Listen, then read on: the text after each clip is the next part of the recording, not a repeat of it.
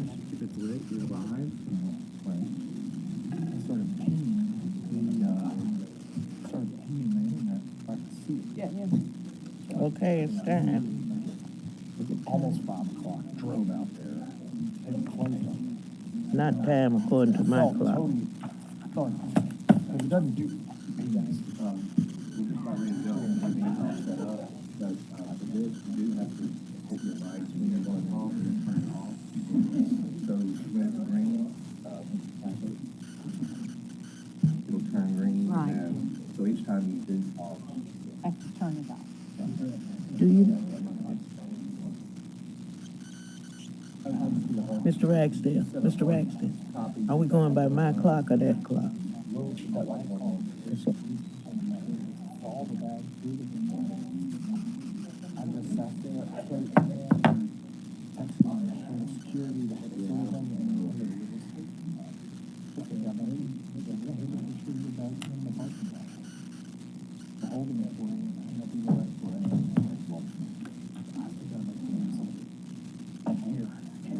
and this tag was on it. I was like, I couldn't believe it. I just laid there thinking how stupid it was. Then I didn't have an air tag. Didn't have an air tag. I had another bag. And I have 3 of them. They're all down there. They're great because you get. I mean, do you feel? All right, Mary, we are ready whenever. Okay.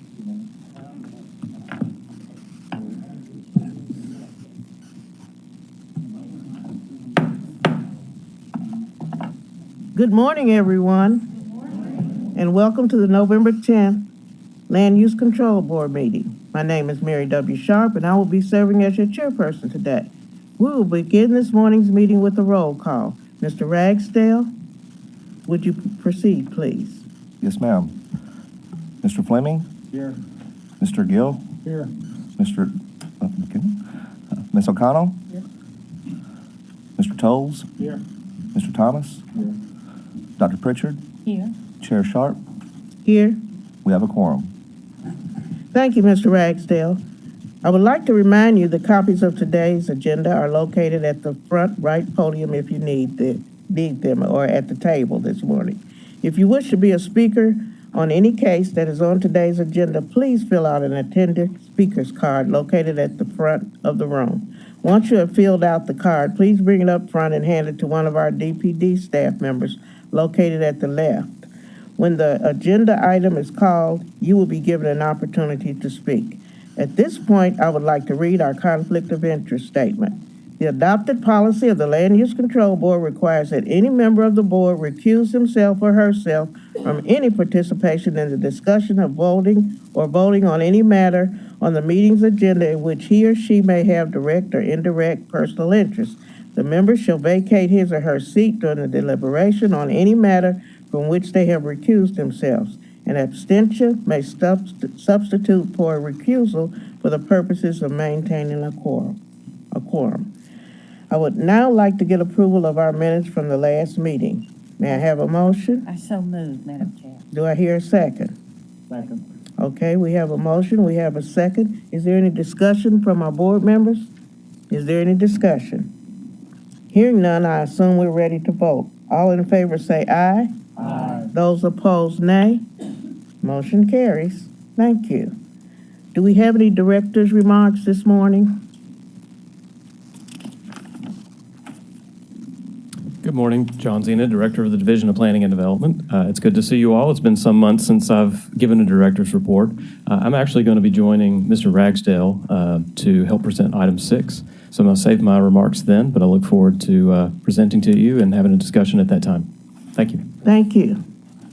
And before we go any further, I would like to say this is a happy birthday month for Mr. Fleming and Miss O'Connell.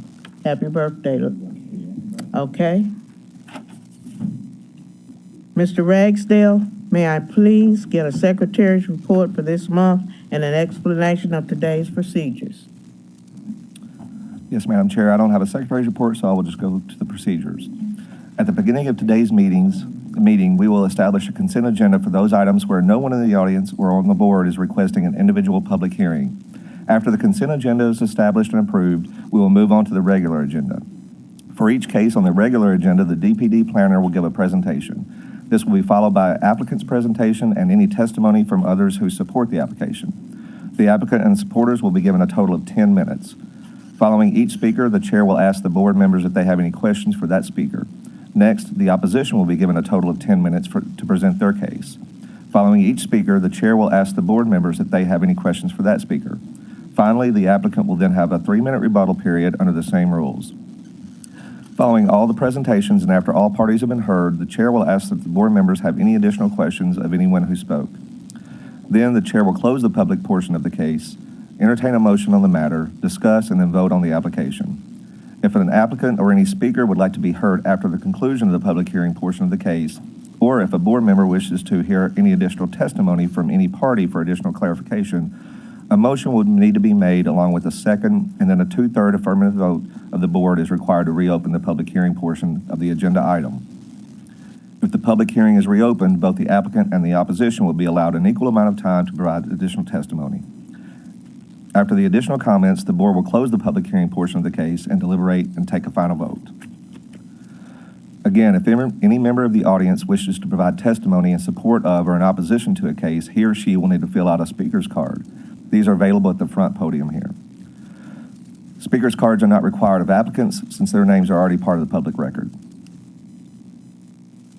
Thank you, Mr. Ragsdale. The board is a supporter of community involvement, and we welcome neighborhood comments and feedback. We are respectful of the fact that many of you have taken off work or adjusted your schedules to be here today, but we ask that your comments please be made within the time frame allowed.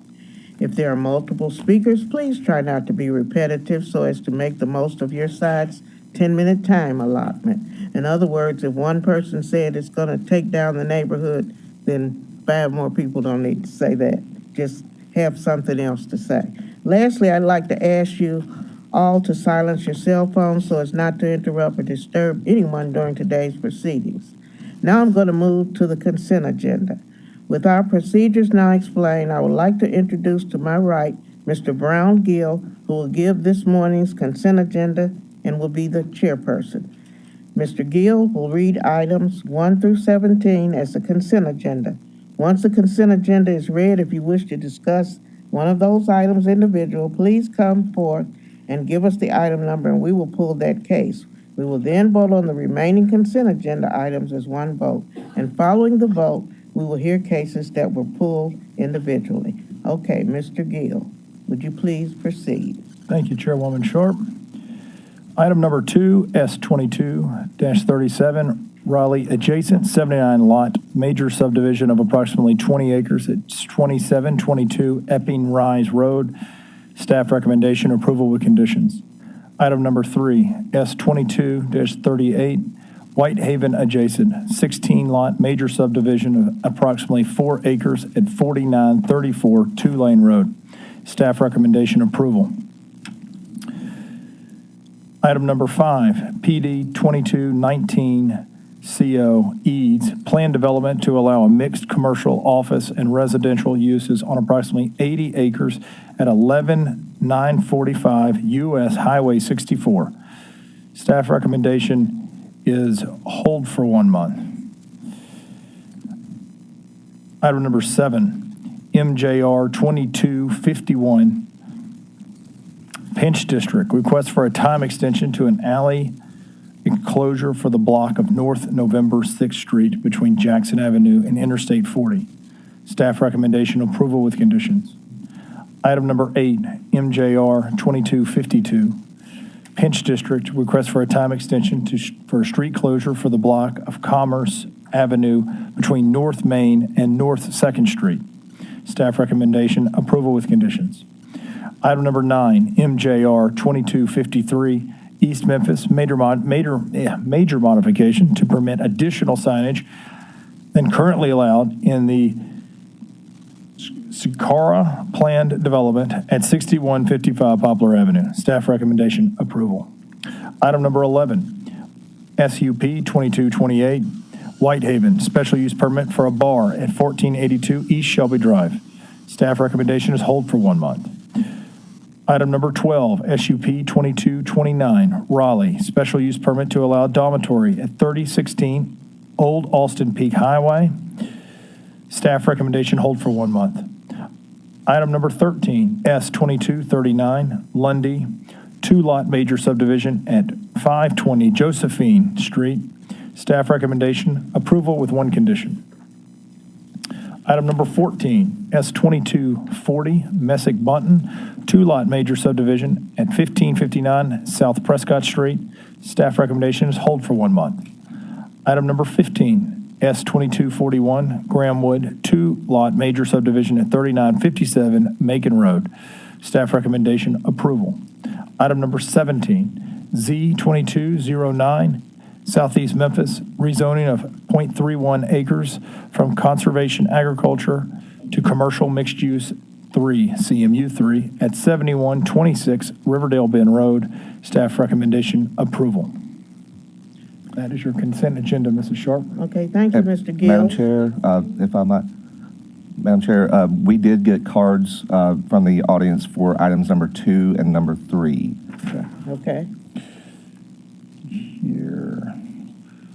They will not be on consent, so all the others are good to go. okay. The items on the consent agenda will now be voted on with one vote, subject to the recommendation of DPD. If the consent agenda is approved, only items number 1, 2, 3, 6, 10, and 16 will be heard and have independent hearings. By voting on the consent agenda, each board member is affirming that he or she has read the staff report and agrees with its findings and, where applicable, its recommended conditions. Can I get a motion, please, Mr. Gill? Motion to approve the consent agenda, which I'll now read. Is that correct? Yes. Item number 5, PD 2219, CO. Item number 7, MJR 2251.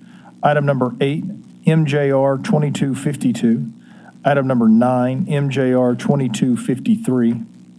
Item number 11, SUP 2228. Item number 12, SUP 2229. Item number 13, S2239. Item number 14, S2240. Item number 15, S2241. And lastly, item number 17, Z2209. Do I hear a second? Second. Okay, we have a second. The motion has been read. Is there any discussion amongst our board members? Is there any discussion? Hearing none, I assume we're ready to vote. All in favor say aye. Aye. Those opposed, nay. Motion carries. We will now go to Dr. Pritchard to my left for the regular agenda, and we will hear 1, 2, 3, 6, 10, 16. Dr. Pritchard. Thank you, Madam Chair. We'll begin with agenda item number 1, S22-34, Southwest Memphis 54-lot single-family residential subdivision at 1560 Drew Road and an adjacent parcel. Staff recommendation is approval with conditions and waivers. Thank you, Dr. Pritchard. Is the applicant present? Yes, ma'am. Josh Whitehead, Birch Porter Johnson, 130 North Court. Thank you. Is there any opposition? I see that there is. Okay, we'll hear the case. Okay. Brett Davis, Division of Planning and Development. This case was at last month's hearing, and a member of the opposition did request a hold, a 1-month hold, which was granted by the board. Staff did not give a presentation, so I'll give a brief one today. Although the board members have seen this site in the past on previous applications. The request is a subdivision, a 54-lot single-family residential subdivision located in southwest Memphis, just west of Coeur Lake at 1560 Drew Road and an adjacent parcel, the site of a now demolished public school building.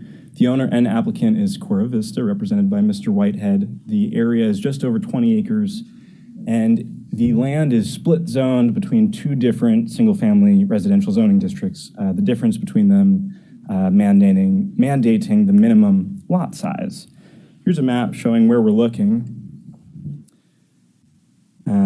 Here is a zoning map. So again, the Coral Lake neighborhood is just to the east. That is zoned residential 10, so a minimum lot size of 10,000 square feet.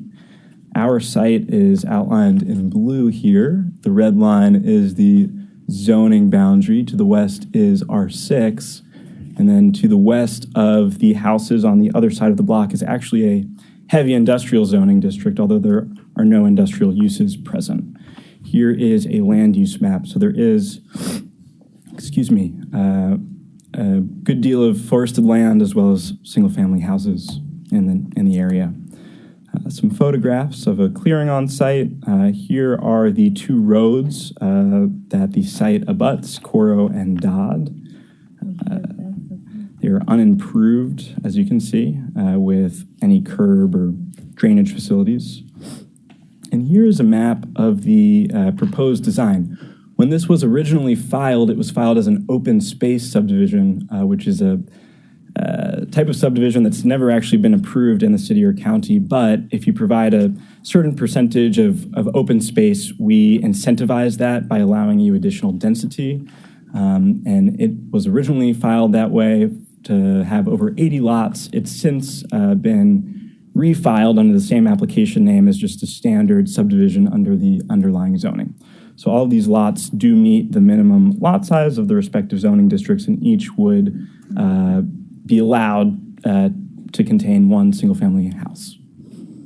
I will point out that this Cove street would be extended and connect Coro and Dodd, which currently are parallel to each other.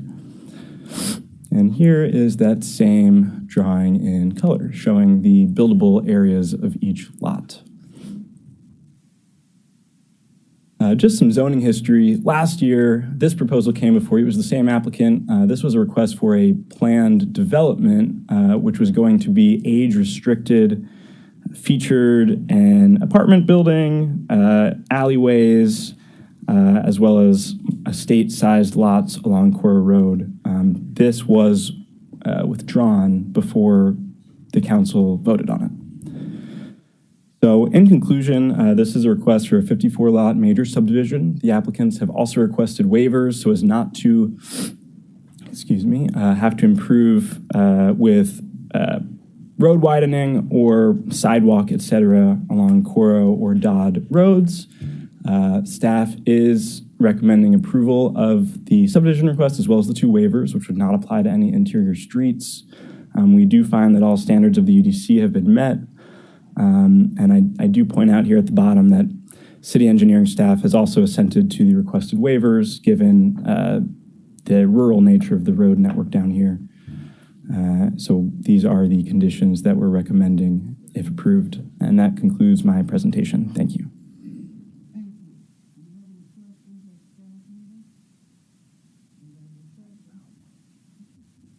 Do you have any questions? Okay, we're ready to hear from the applicant. Thank you, Madam Chair. Again, Josh Whitehead. I have a slide deck to present, and as Mr. Davis cues that up on the screen, I'd like to introduce our design team and our developers. Tim D'Agostino and Henry Porter are here from W.H. Porter Engineers, and with our developer, Coro Vista LLC, is Gerald Robinson, Mark Johnson, and Martina Robinson. I'm going to briefly go over the history of this site, the zoning request history. And it did, as Mr. Davis begin about a year and a half ago with our submittal of a townhouse development surrounding a 4-story senior living facility.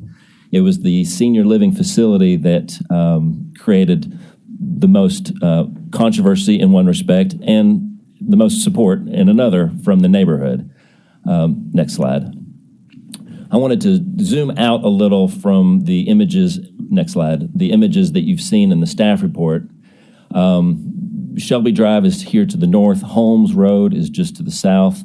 3rd Street is just to the east. We're in the extreme south west corner of the city of Memphis and almost the extreme southwest corner of the state of Tennessee.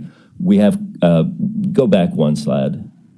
I think it's on its own initiative. I did want to point out one thing on this previous slide, that our developer, Mr. Robinson, his principal place of residence is in California, but he does have a Memphis residence, which is immediately across the street from this site.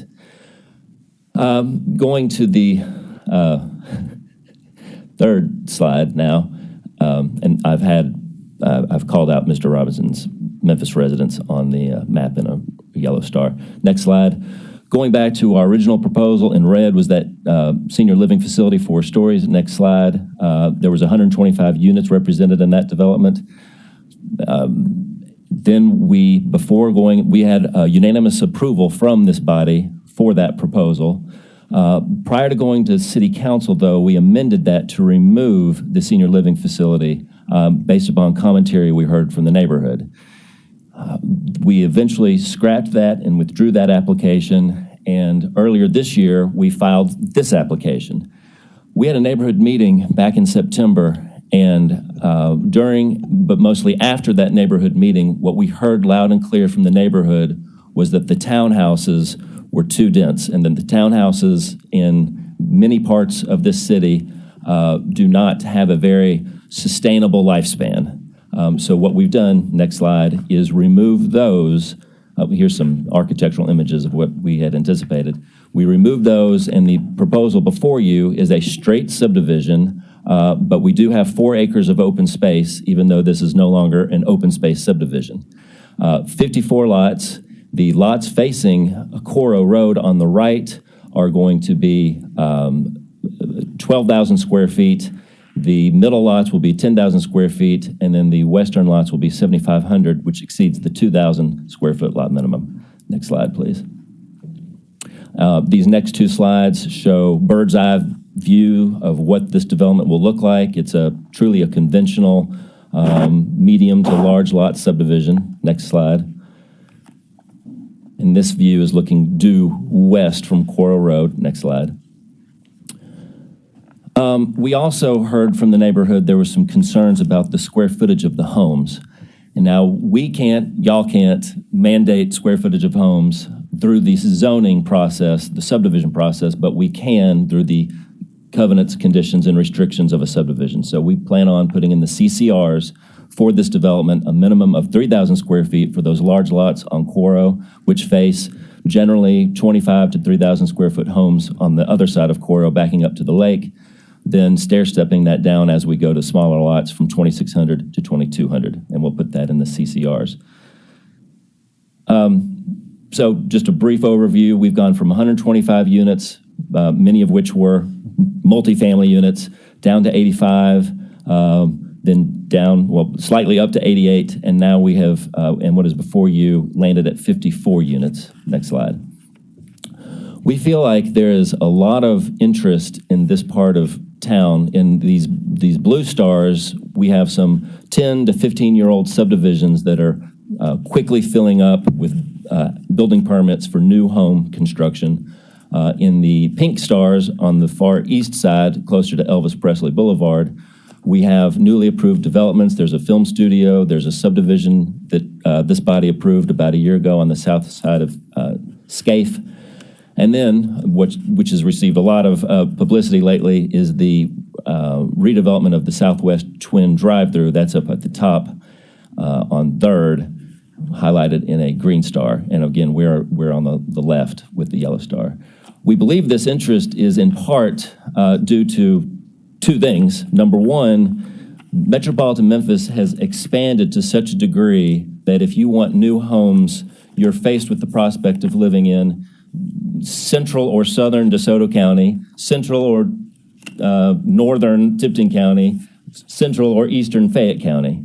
So we believe that the further the metropolitan area expands, the more interest some of these areas that have been forgotten for decades will be re-looked at, number one. And number two, the city of Memphis's sewer policy, which is a reflection of the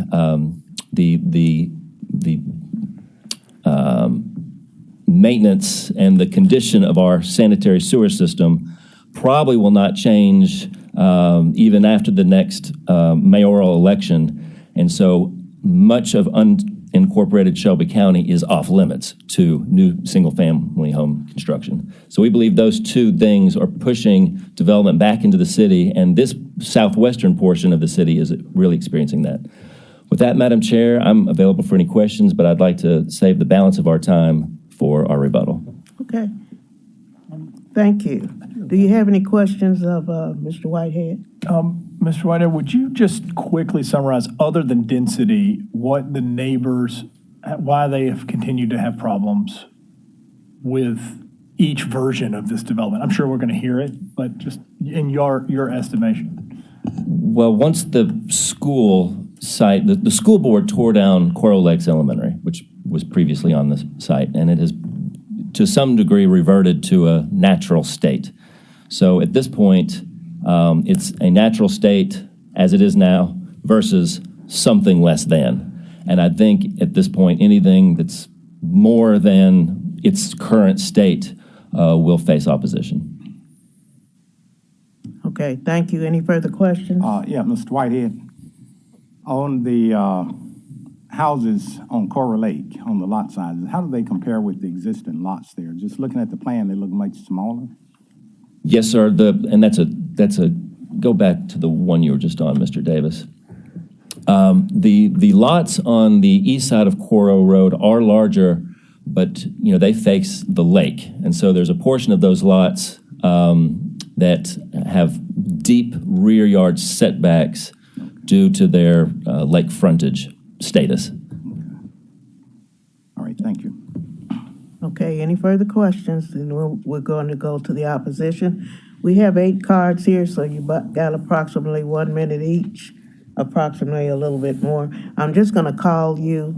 I'll call you up instead of coming up at random. That way we can keep the flow going. Judy Brown.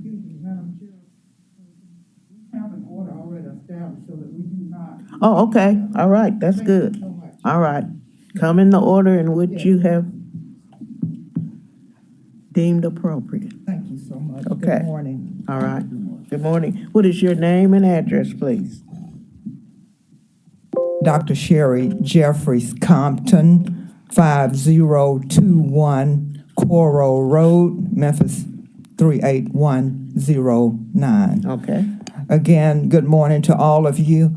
I am accompanied this morning by 16 other members of our community, and I am especially honored to say that we have with us in our contingent group the late Representative Barbara Cooper's campaign manager. As you may know, Representative Cooper was an ardent and unwavering supporter of what we stand for. So again, we thank you.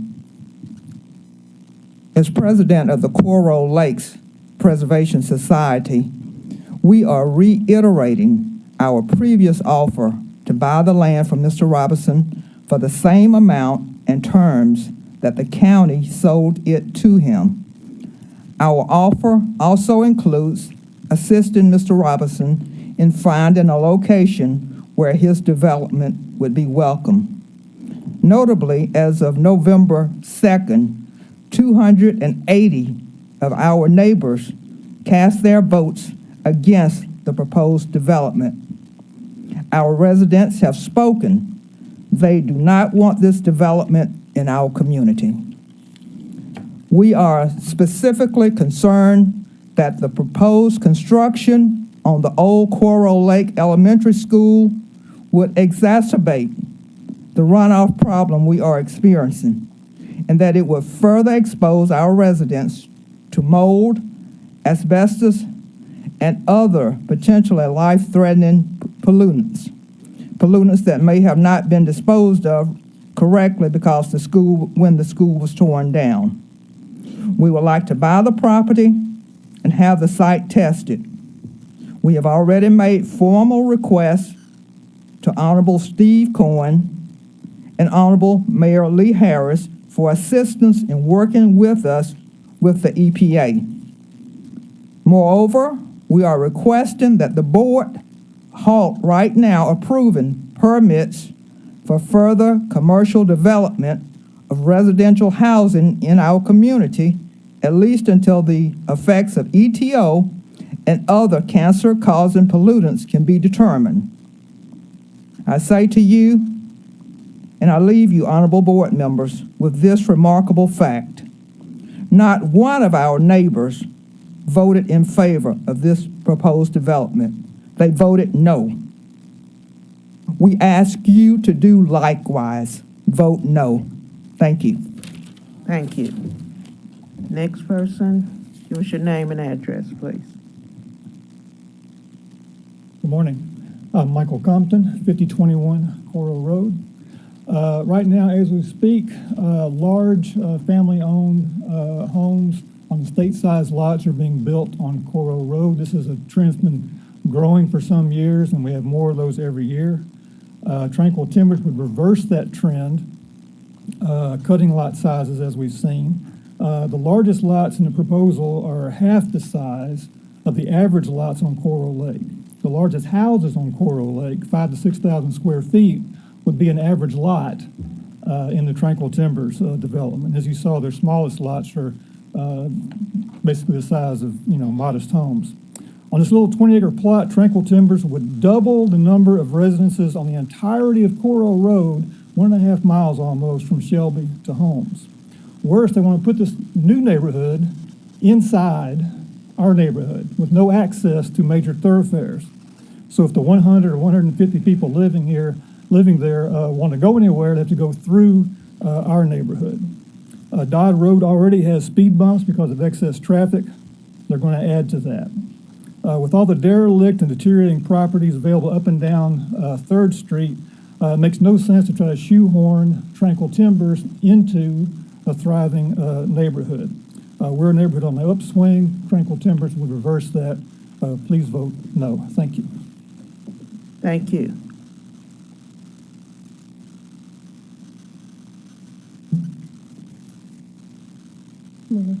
Good morning. Can you give us your name and address? My name is Judy. My name is Judy Brown. My address is 5301 Gemstone Way.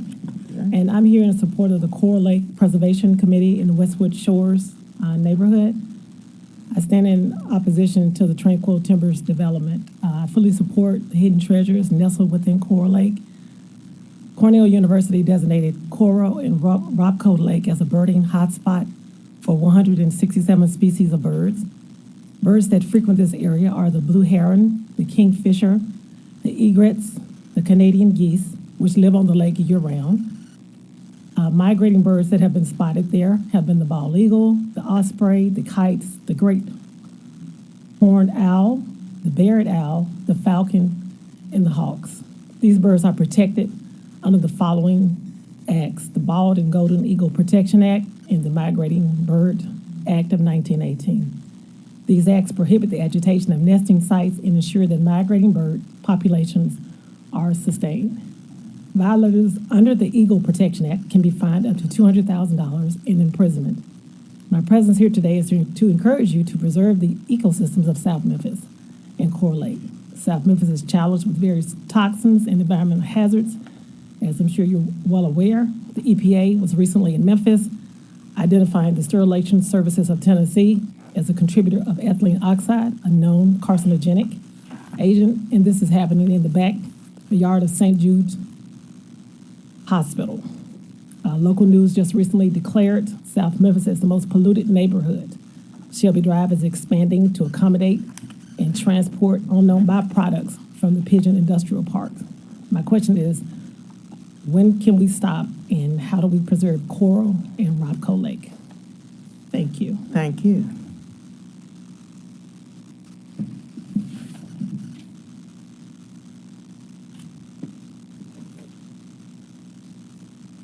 Good morning. Give us your name and address, please.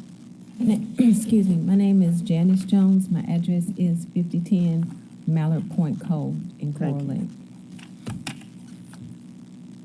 The Coral Lake community filed its covenants with the Shelby County Registrar's Office over 71 years ago. It is unlike any other community in the city of Memphis. This community, with its winding, tree-lined streets and abundance of wildlife, is more like living in a park than a residential neighborhood.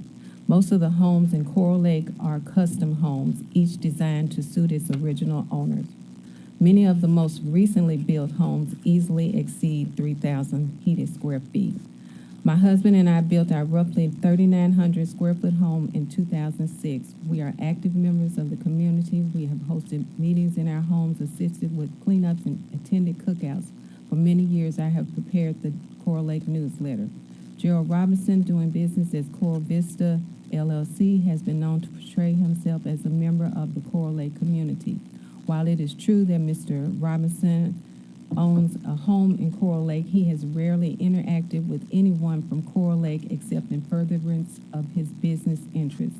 He has made no less than 4 residential development proposals to the Coral Lake Property Owners Association. 3 of his proposals, including the current one, have been met with a resounding no from the community.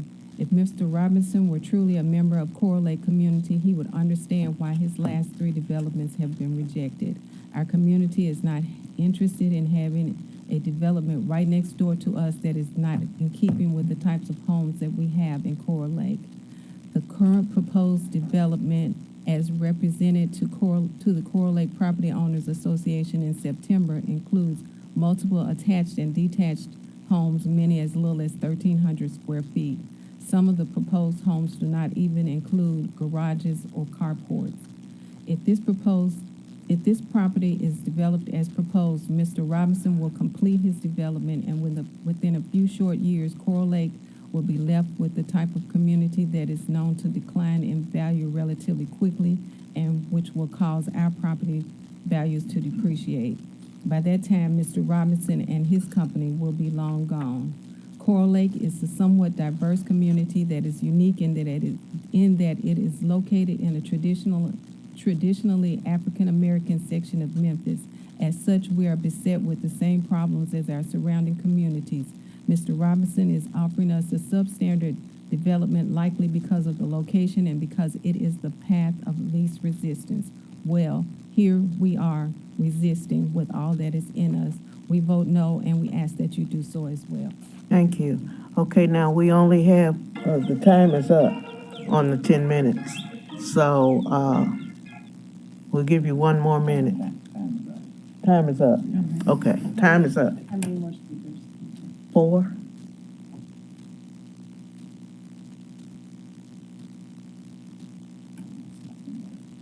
And we told them 10 minutes. If there's one other point that has to be made in a minute, we'll let you do that.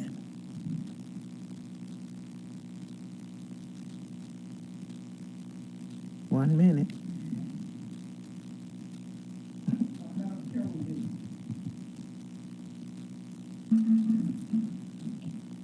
Gotta keep it short. That's requested from one of our Rose board Ford. members, but 1 minute.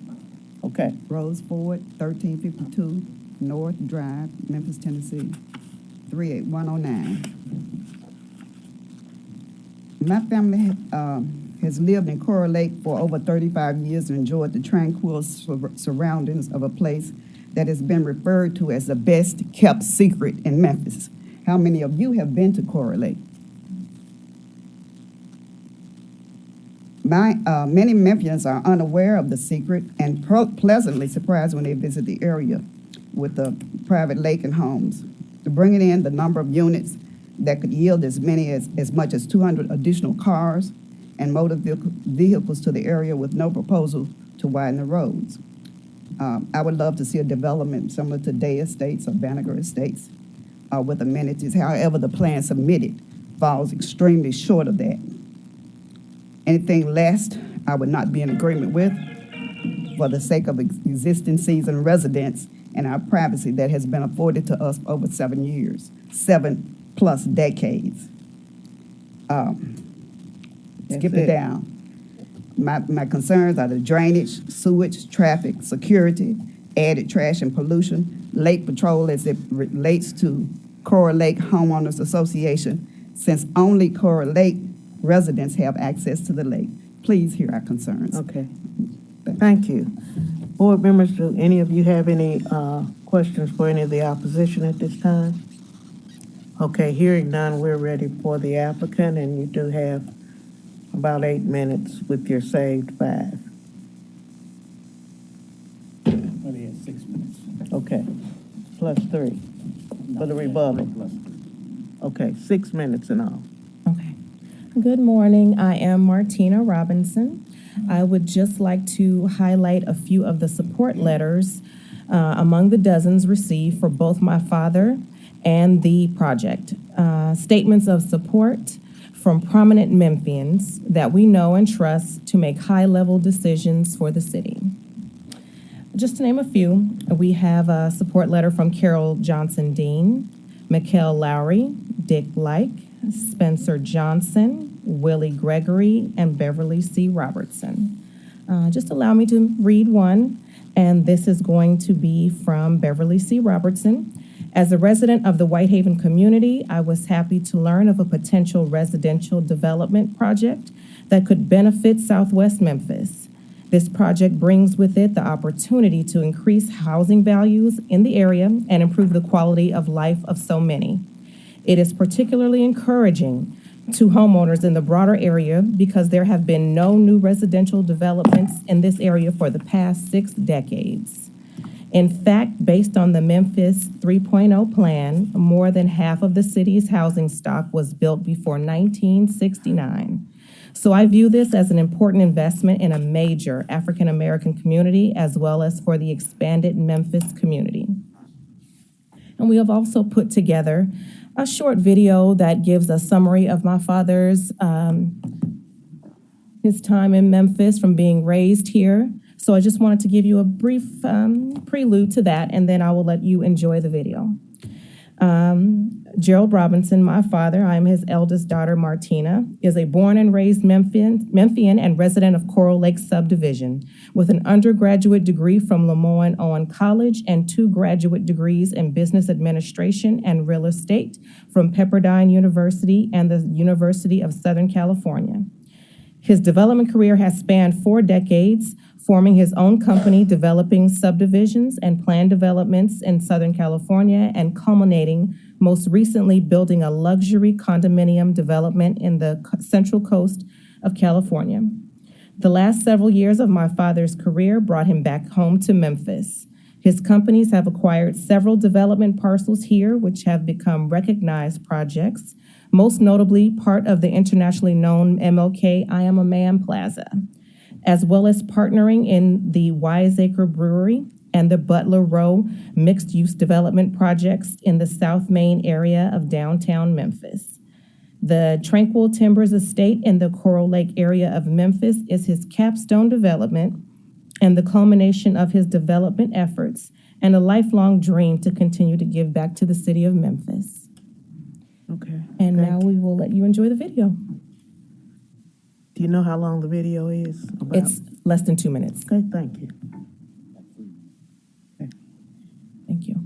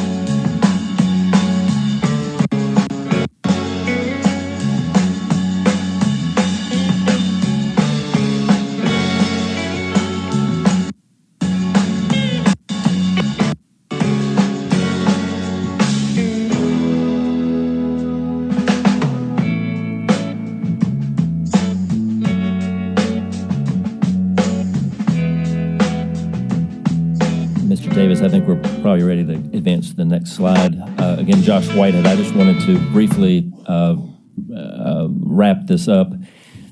This map in green highlights the underdeveloped or undeveloped parcels in the area. We've highlighted in yellow the subject site and the site of the former Coral Lake Elementary School. There is a lot of migratory patterns of birds. It is our position that the development of this site, which used to be developed, will have minimal effect on the migration patterns of those birds. Next slide.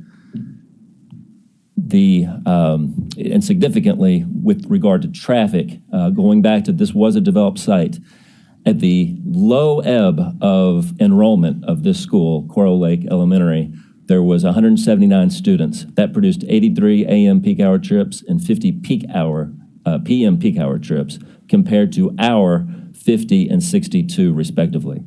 It is our position that the roads can handle and have handled traffic that will exceed what we're going to produce on the Coro and Dodd roads. Next slide.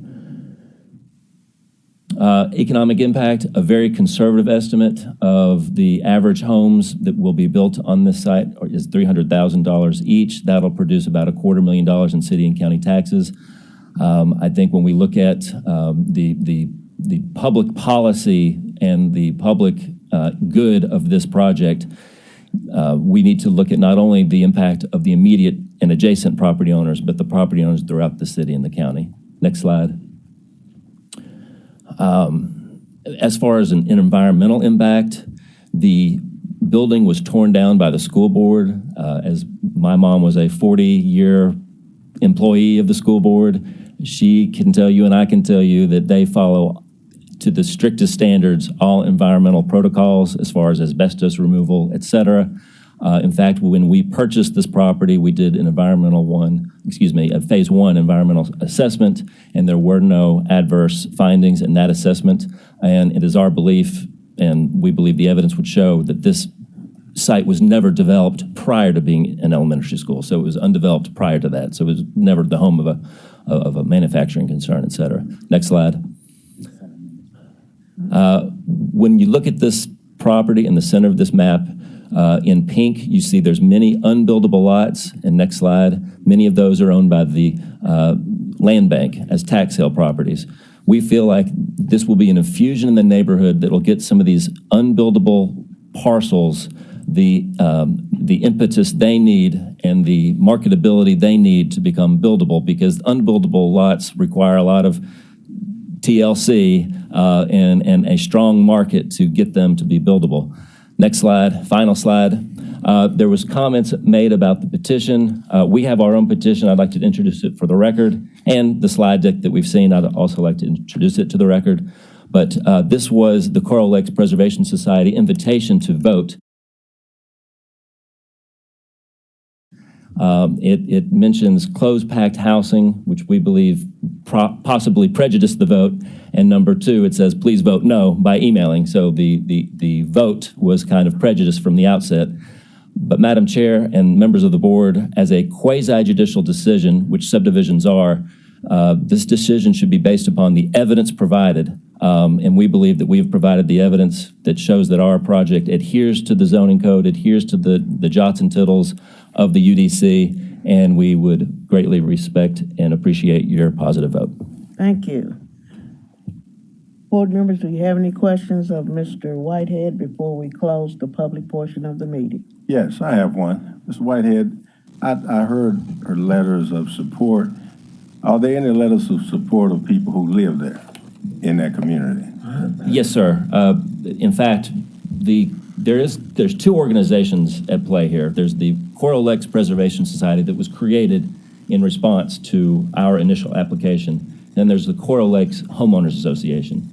The latter has not opined as of late, but at one point they did support our project. We feel that maybe they have perhaps bowed to pressure of the former group and they have gone silent. But at one point we did have the HOA's approval. But right now we have no letters that you can show of people who actively live in that community that support this project. We do, and then they've not rescinded these letters of approval. All right. Thank you. Any other questions of the applicant before we close the public portion of this meeting? Any questions?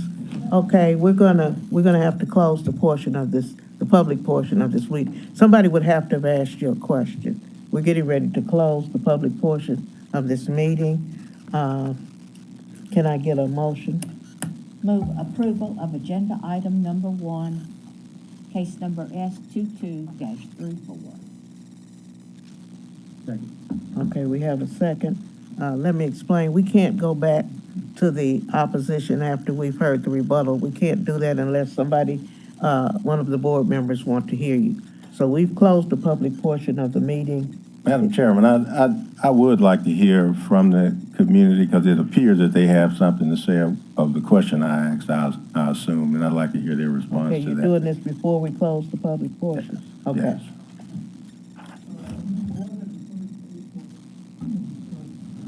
Excuse me, sir. Could you come to the microphone, please?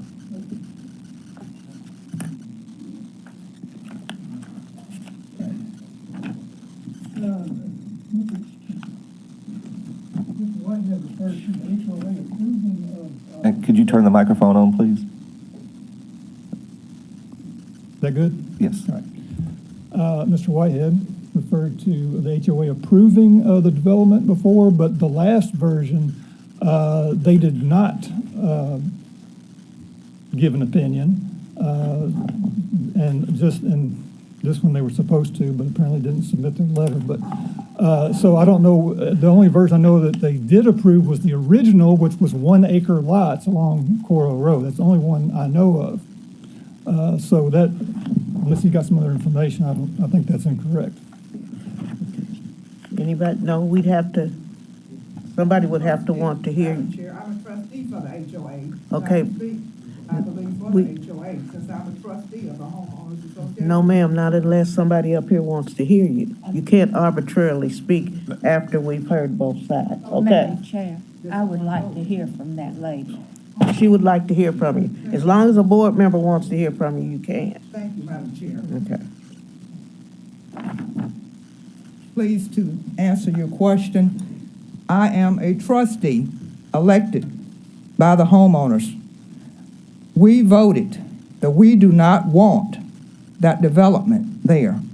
We did not send a formal letter, but I did send a letter to the LUCB saying that I object, and we are one of 3 trustees.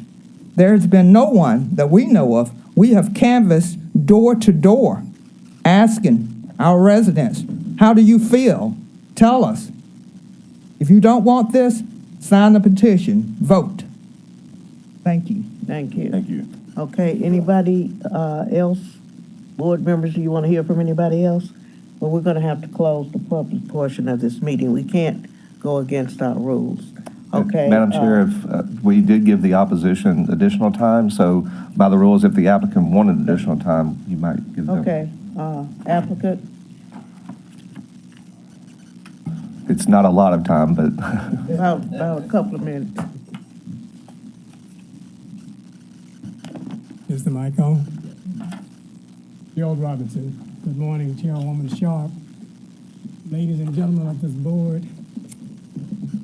Can you speak in the mic? Yes, sir? yes, ma'am, Okay. I will. We've heard a lot today. We have. I've done a lot of developments in my career. Very proud to be from and of Memphis, Tennessee. What you've heard, though, has been interspersed with a lot of inaccuracies, misrepresentations, and untruths. As you can tell from the opposition group, their leader, she's a very vociferous, loud, vocal person. She has the ability to align people with her way of thinking, whether it be their way of thinking or not. I have an association support petition back in the day. The members of the association of me said this is what we wanted. They wanted the senior component. They wanted the much more dense portion, let alone the less dense portion we have come to now. We have met them at every turn. And the other good thing I want to mention right now is that they have never come to me with ever any kind of an offer, any request to purchase my property. They had the chance to buy it from the school district. Early on, it was published in the newspaper. There were signs all over the property. You cannot just take this at this face value. I am the father of 3 daughters, 2 granddaughters, raised by a single-parent mother in Memphis. The last thing I'm going to do is to say anything that would be disrespectful to a woman, a lady. So with that all said, I could say much more, but I'm going to conclude my discussion. But proud to have made my representation before you today. I've done a lot of developments in a lot of different places, Compton, Carson, Long Beach. I've done a lot of developments, a lot of different things. I'm really enamored with doing this at the end of my career in Memphis. That's why my company's invested so much money in this city to try to put my company's money where its mouth was. Thank you so much. Thank you. Okay, we're going to have to bring this meeting, this public portion, to a close. May I get a motion, please? Move approval of agenda item number 1, S22-34. Do I have a second? Okay, is there any discussion? Board members, do you want to discuss anything? I'll just say one thing. I feel like this developer has continued to work with the neighborhood to develop something that is a much less dense product than he originally set out. So I see a lot of collaboration with the neighborhood, even though I think they might push back on anything that was there. So I'm going to support it because I think that they have continued to try to work with the neighborhood. Thank you. Anybody else? Madam Chair, first of all, I am so impressed with the folks that have come down here. Appreciate everyone coming down. There's so much passion and love for this area, and it is a gem in the city. And I'm just appreciate the respectfulness of the dialogue today, but just taking the emotion and all that aside and just looking at the facts of this case, I like Mr. Brown, I look at how the developer has gone from 125 units to 85 units to 88 units with townhomes down to 54 units. To Mr. Brown's point, I think he's listening to the neighborhood. I heard somebody the other day say the 2 things people don't like are change and the way things are, which I thought was pretty interesting. So we're always looking for good development. And it is true, that was a public opportunity for anybody to purchase that property. Mr. Robinson bought it. He's laid a plan out. He wants to do it. He's met with the neighbors, gone back and forth, tried to do the best he can. Can't get them quite happy, but frankly, I think it's a good development, and it is change. And I think what he's proposed is something I'm going to support. So, thank you. Thank you. Mr. Thomas? As an entrepreneur, I want to commend you for wanting to develop in black parts of the city in areas that have been long forgotten. I really respect that and thank you for that. That being said, I am very sensitive to people who live in neighborhoods.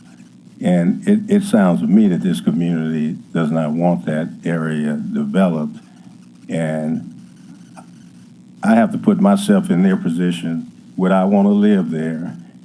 And they have the right to say, I don't want anything developed in this land. Just like you purchased the land, and I respect that. But communities, I love when communities come down and stand in support. Neighborhoods are very important. And I have to stand in opposition because this community does not want to live there, and these people live there. Some of these other names I recognize, but those people don't live in this community. That's why I asked that question. So I would urge my colleagues to vote no on this project. Thank you. Anybody else? Any further discussion? Madam Chair. Okay. You know, I agree. I think it's a great development, but I think it's in the wrong location. As I look at it, it just kind of they've got the development right in the middle, between these houses in there. And I know they've cut the density down, but I still have a problem. To me, it seems a little dense to have this sandwiched in between all of these residents here. So at this time, I just can't support the development like it is. Okay, anybody else? Yes. Coral Lake, I've known it for, grew up in Memphis, known Coral Lake for quite some time. Family owns property in this neighborhood as well. As I, recently have been over to the neighborhood, seen a lot of decline from residential structures, maybe vacant lots, things like that, stuff that's not buildable. School closing kind of gives you an indication of decline or transfer of residents to new neighborhoods without being able to support that neighborhood. I see Coral Lake, as you all are above 50s or 40s, there is a next generation that has to come about and enjoy what you have enjoyed as well. With that being said, I see developments like what Mr. Robinson is doing as a plus to a neighborhood that is seemingly declining because of the number of residents. That's what I'm more so speaking towards. I would love to see a new life spark in that neighborhood. While you guys, I respect that you guys are in that neighborhood and have been in that neighborhood for a while. Change is seemingly necessary. And for that reason, I do vote yes on this development. Okay, anybody else? Call for the question. Okay. Are we ready to vote? We'll have a roll call vote. Yes, Madam Chair. Mr. McKinnon? Yes. Ms. O'Connell? Yes. Mr. Thomas? No. Mr. Tolles? No. Mr. Fleming? Yes. Mr. Gill? Yes. Dr. Pritchard? Yes. Chair Sharp? Yes. Motion carries. Okay, motion carries. Thank you. We are ready for number 2. Thank you, Madam Chair. Agenda item number 2, S22-47, Raleigh adjacent, 79 lot major subdivision. Okay, thank you. Would the applicant please come up, please? Let me finish this. Okay, I'm sorry. 79 lot major subdivision of approximately 20 acres at 2722 Epping Rise Road. Staff recommendation is approval with conditions. Thank you, Dr. Pritchard. Okay, is the applicant present on number 2? Okay, would you introduce yourself, and then there is opposition and we will hear the case. I'm Wesley Woodridge with the Renaissance Group, 9700 Village Circle, Lakeland, Tennessee. Okay, we will hear the case at this point.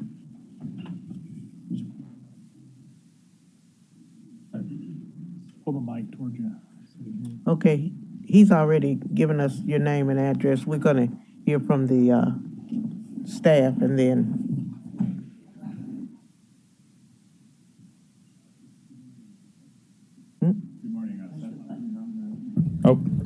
Seth Thomas with the Office of Planning and Development.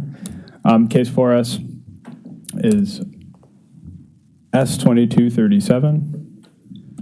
If the computer is going to let me use, whoops.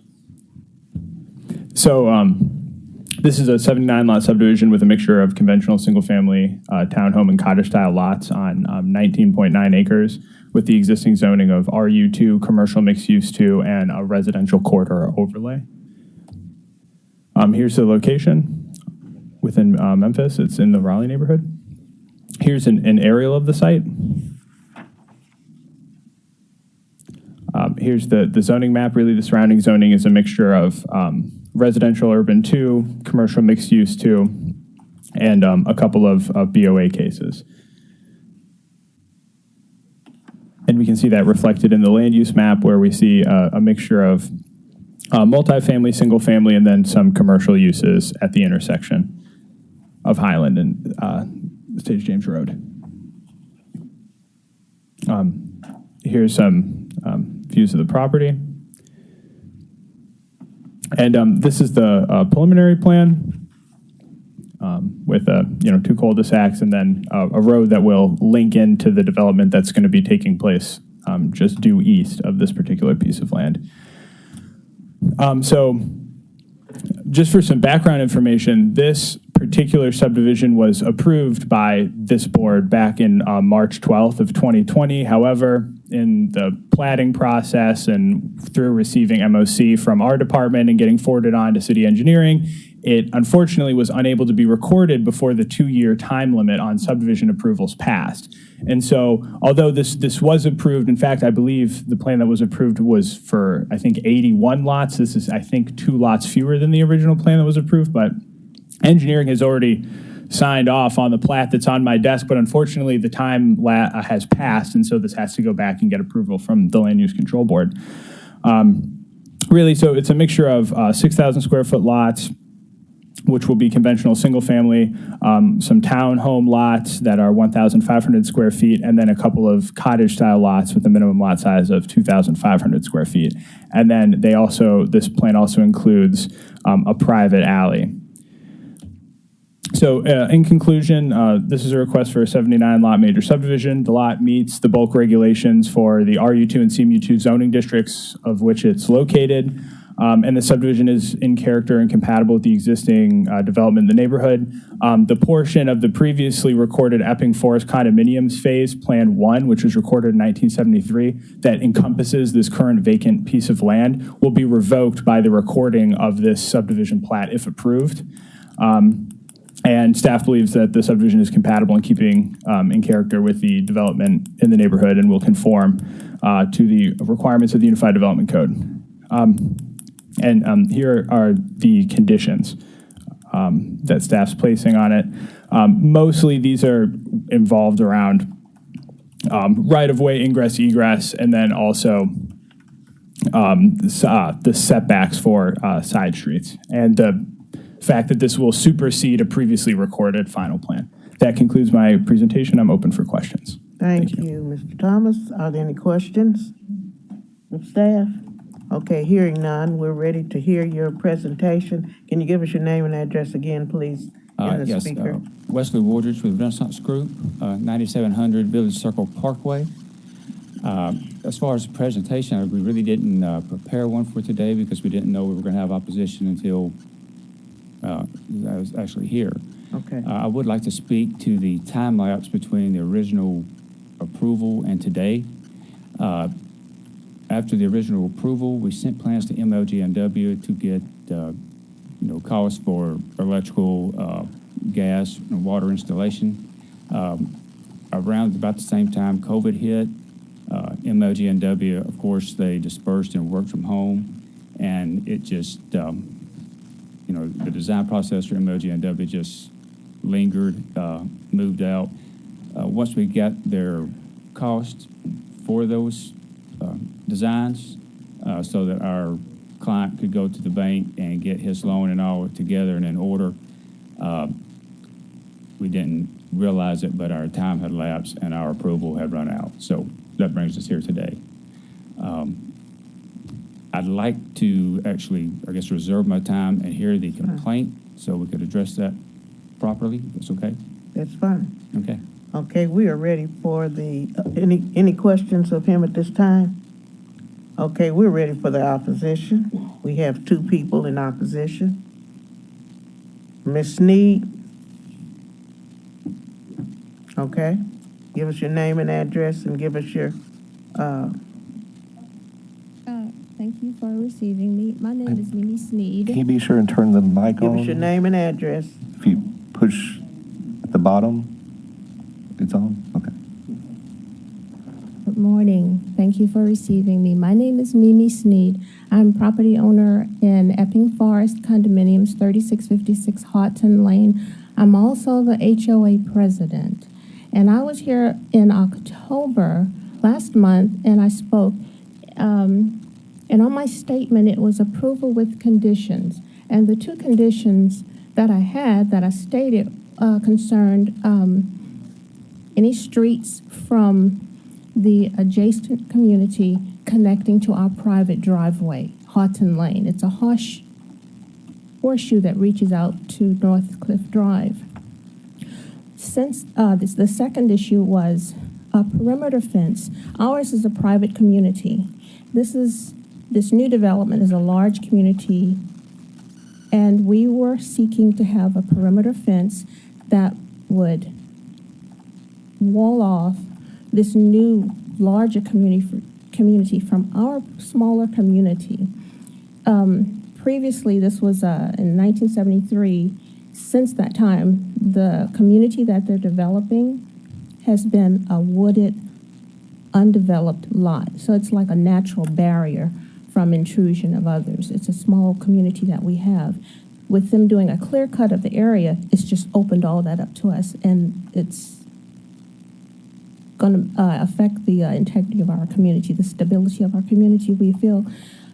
Since our last meeting, last month, I had the opportunity to speak with the developer, Faisal, I think his last name is Baruch, with Baruch Properties, and his insurance person. We met on the site.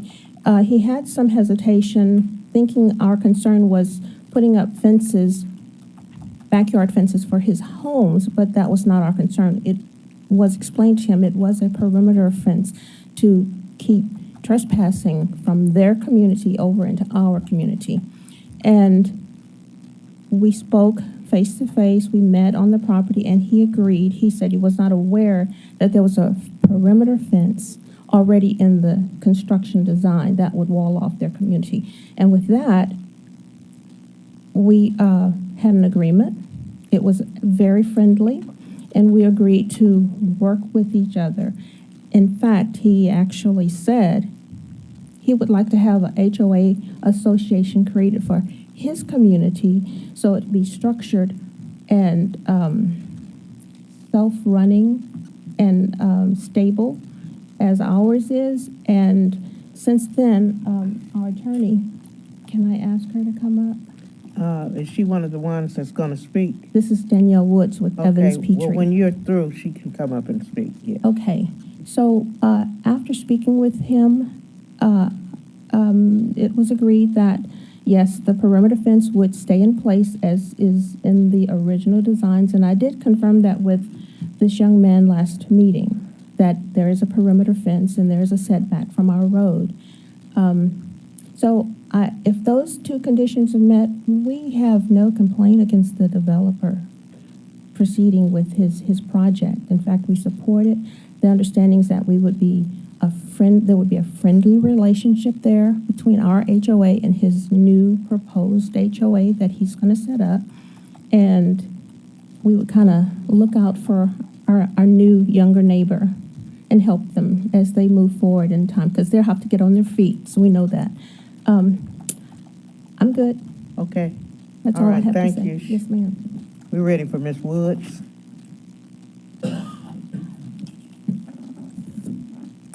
Good morning, Madam Chair. Good morning. My name is Danielle Woods. I'm an attorney with Evans Petrie, and I represent the Epping Forest Condominiums Homeowners Association. I'll primarily echo everything that Ms. Sneed has stated, that there is not necessarily any opposition as long as that perimeter fence is an understanding. When there was initial communication between the homeowner association and the developer, it was not stated that a perimeter fence would be included. Since then, due to their communication and understanding, it is now our understanding that the development plan does include that perimeter fence. So as long as that's part of their development plan and they understand that that has to be included, then there is no opposition from the Epping Forest Condominiums Homeowner Association.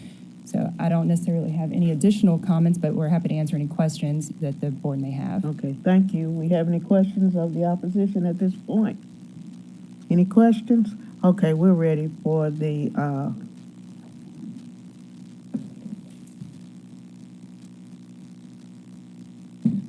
Thank you very much. Hey, Seth, could you put the plat back up there, and can you zoom in on that top corner up there, that common open space? That's fine. I'm not sure about what the opposition is discussing about a connection to the road that serves their neighborhood. If you would look, the hatched area, that right-of-way dedication, that is an existing driveway that does serve their area. It's on our property. Yes. There was an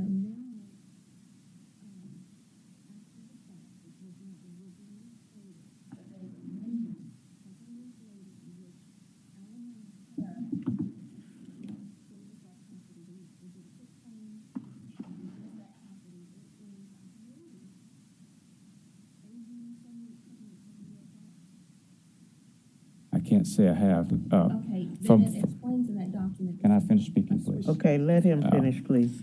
Per our survey, that still belongs to our owner. Okay. But once we laid this subdivision out, it did not work well with what we wanted to do. So as you can see, we've basically included that into a common open space with the intent of once the plat is recorded, since it's on its own lot, we can quit claim and give that to the condo association, and they can continue to use it and maintain it as they've been doing for, I guess, since 1973.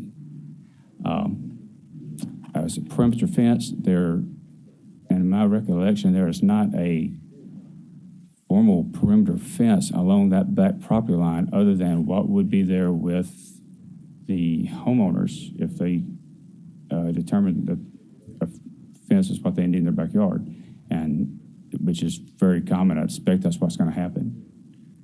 So are you saying you're not going to put a perimeter fence? I'm not aware of the conversation between her and Facile and when he agreed to put a perimeter fence or of what kind of fence it would be. Since this is a residential zoning, abutting a residential zoning that's got a common open space in between, I don't see what the requirement would be for the fence, yes. Okay. All right, is that the end of your presentation? We can't come back to you after we've talked to him unless somebody else wants you to speak. Is that the end of your presentation? Yes, ma'am, it is. Okay, thank you. All right, are there any questions of the applicant at this time? Any questions of the applicant? Okay, does anybody want to recognize the opposition that wants to say something? Okay, hearing none, we're going to close the public portion of this meeting. Move approval of agenda item number 2, S2022-037. Do I hear? Okay, we have a motion, we have a second. Is there any discussion? Is there any discussion? Okay, hearing none, I assume we're ready to vote. All in favor say aye. Aye. Those opposed? Motion carries. Thank you. Thank you. All right, we're ready to hear number 3. Madam Chair, agenda item number 3, S22-38, Whitehaven adjacent, 16-lot major subdivision of approximately 4 acres at 4934 Tulane Road. Staff recommendation is approval. Okay, thank you. Is the applicant here? Can you give us your name and address, please? David Bray with the Bray Firm, 2950 Stage Plaza North. Okay, and is this opposition that you just gave me, sir? On number 3? Yes, Madam Chair. I believe it's opposition. I think, was that the one we weren't clear if they were opposition or support, but they did give us a card, so. Mary Atkins, opposition or support?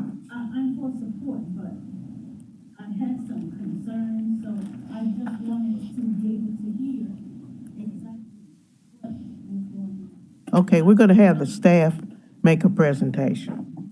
Go ahead. Thank you, ma'am. This case before you is case S2238, which is a 16-lot major subdivision at 4934 Tulane in the southwestern portion of the city.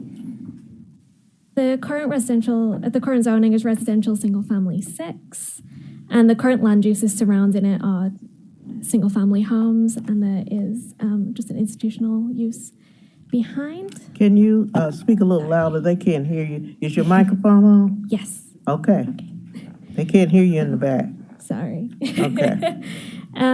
These are just some photos of the site. The left photo is facing northeast, and the right-hand photo is facing southeast. And this is the site plan, which is very small on the screen, but I can zoom in if we need it.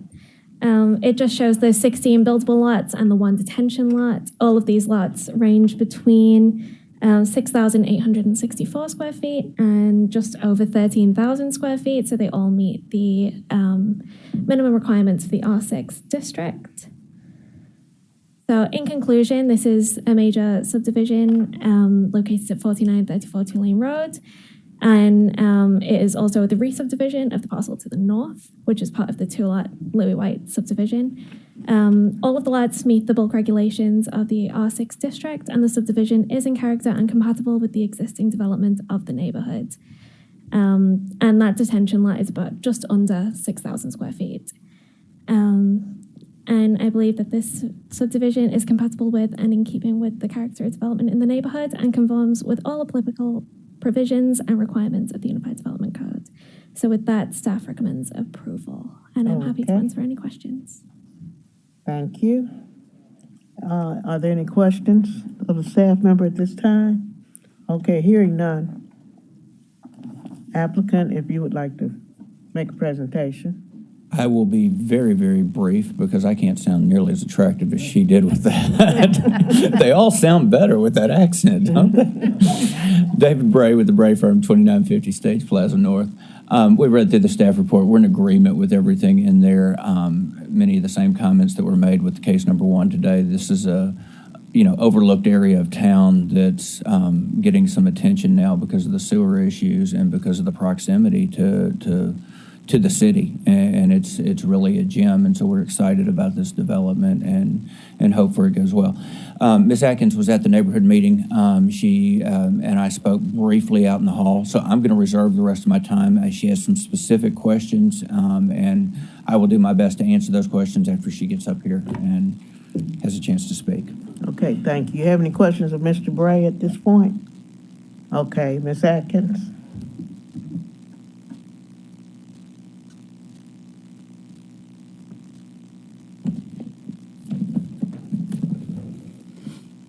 Good morning. Good morning. My concern, I am in support of the development and that it brings an asset to an underdeveloped area within my community. And I did speak with Mr. Bray. We talked about the fact that it is 16 single-family units. It's on a cul-de-sac. My concern was that Tulane Road, which has become a very active street now, and it narrows and it enlarges and it narrows again. My only question was there anything concerning that area of the road? I like the idea of the location adjacent to the Links golf course, so it seems to be an asset for the community, but many times the devil is in the details. I'm the only home on that side of the road that is adjacent to that development. There is a strip of land in between that, but between Wilson and Holmes, I'm the only house that's there. So I had questions about, is there concerns about drainage, or is there anything that would negatively impact?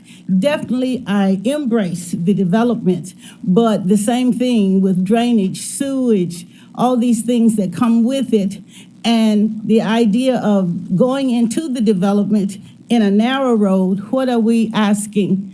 Is there any comment that will tend to enhance the area itself? I'm the only house on the east side of the road. The rest of the community is on the other side. So they may feel like it's not something they could comment on, but definitely I have to assure concern for the fact that me being the only house there, where is this going to drain, whatever is going to happen, but definitely I embrace the concept of new development in that area. But I came to be able to hear, were there any details that I could glean? I only heard of the development October 4th. That was the first time I heard of it, and many people in the community came on October 4th. So to be able to get more information about what appears to be a definite asset to the community. So that's my purpose of coming this morning. Okay, thank you. Any questions, board members of Ms. Atkins? Okay, hearing none, Mr. Bray, if you would like to come back and give your side. Yes, ma'am. And we discussed a number of these issues at the neighborhood meeting. We're not requesting any sort of waiver on the two-lane road improvements, so we'll be making those for the 350, 400 feet, whatever the frontage is.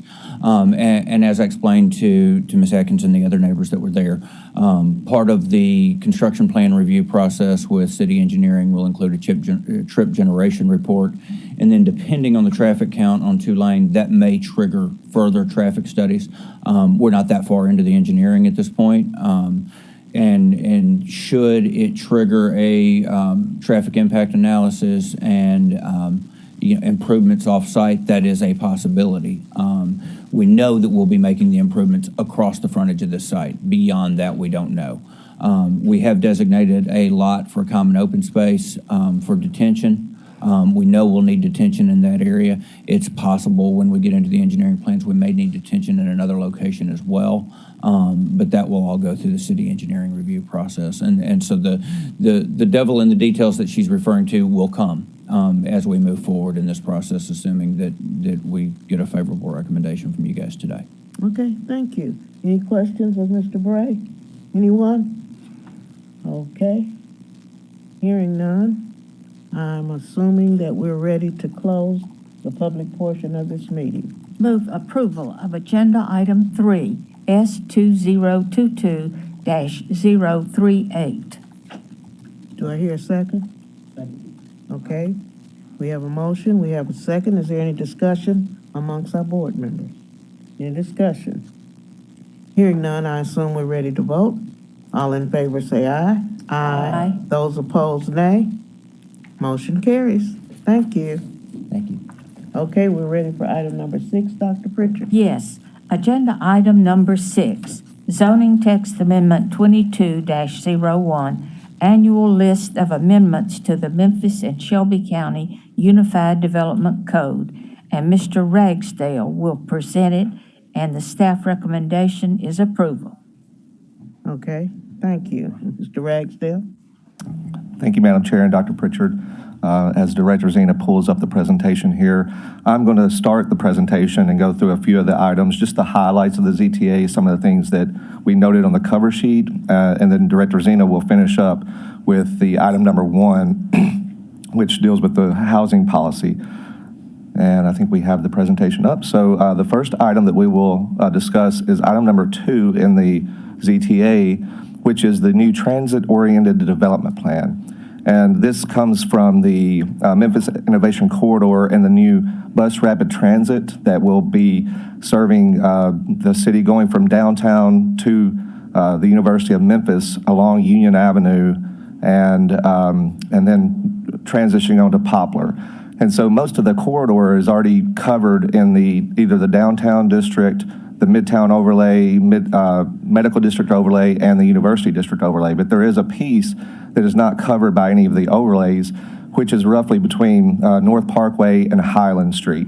So this new overlay district, you can see on the map here, actually we did not pick up the portion between Parkway and the Union Avenue Viaduct because that's mostly residential, but we did pick up from the Union Avenue Viaduct to Highland. And so you can see on the map there. So this is the area that the boundaries of the new overlay, and it will be more oriented toward higher density, pedestrian-oriented, less auto-centric development along the corridor here from the viaduct to Highland.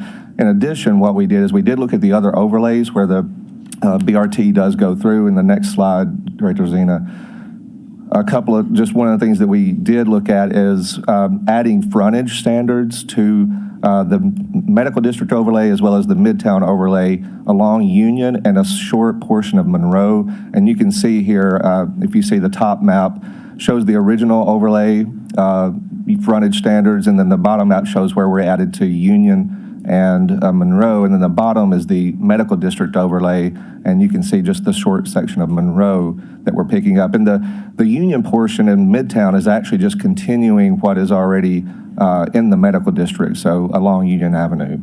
Next slide.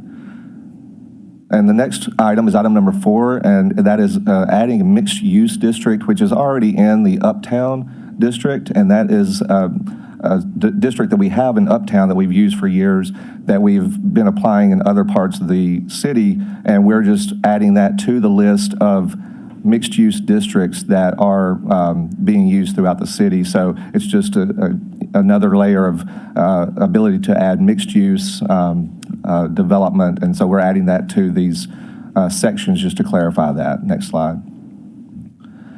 Item number 19 is to looking at the contextual infill standards. The contextual infill standards is something that we use and we have in the code that allows us to apply things that are currently in a specific neighborhood, such as front porches where there are prominent non-street facing garages where there are prominent raised elevations, and then building setbacks. And so right now there are currently a few items that remove certain parcels. So the map that you see on the right is roughly, that is the boundary that the contextual infill applies to. But currently there are a few things that remove certain parcels that things that really should not remove because the context is still there with front porches and setbacks. So we're removing those things that will allow more of the parcels to be considered for the contextual infill standards and be applied. In addition, we're just clarifying the front setbacks. There's a little bit of ambiguity in when you can apply the front setbacks. So we're really trying to align houses where there are adjacent homes and make sure that there's that continued rhythm. So we're just clarifying that. And then the street-facing garages, there's just a small portion where it just says when provided, and we're changing that to be when allowed, and just to make sure that it's very clear that if they're allowed, then you can do this. But so that's just a clarification. So next slide. And then item number 20 is in our tables for where we calculate clear sight triangles at intersections. There's just some ambiguity in when the street limit, the speed limit signs for those intersections. So we're just clarifying and just adding some additional information to make sure that that's clear. Next slide. And then update to the sign renewal requirements. Right now, there is in the Shelby County Building Code, there's a requirement to get updated licenses. We're just adding that to the UDC to require that updated licenses annually. And right now, we only cite businesses if they have an infraction, but this would actually allow us to cite them if they do not get that renewal and pay for the renewal fee. Next slide. And the last item that I'll speak about is item number 33, and this is dealing with zoning changes that come before you that then go to the city council. And currently in the EDC, it states that you don't have to have a neighborhood meeting if the zoning change is found to be consistent. But that is something that we've found that if we're determining consistent, you may determine it inconsistent. So instead of having that as something that happens after the fact, we are removing that requirement and just making any zoning changes require a neighborhood meeting so that that is already accomplished on the front end and is not waiting on the determination of inconsistency or consistency. So with that, if you have any questions about that, and otherwise I'll turn it over to Director Zeno. Thank you. All right, thank you. John Zena, Director of Division of Planning and Development. I'm going to talk a little bit about item 1 because it's a little bit of where the action is, both for and against on this ZTA. It comes from a housing policy plan that our division produced earlier this year in concert with the city's Division of Housing and Community Development.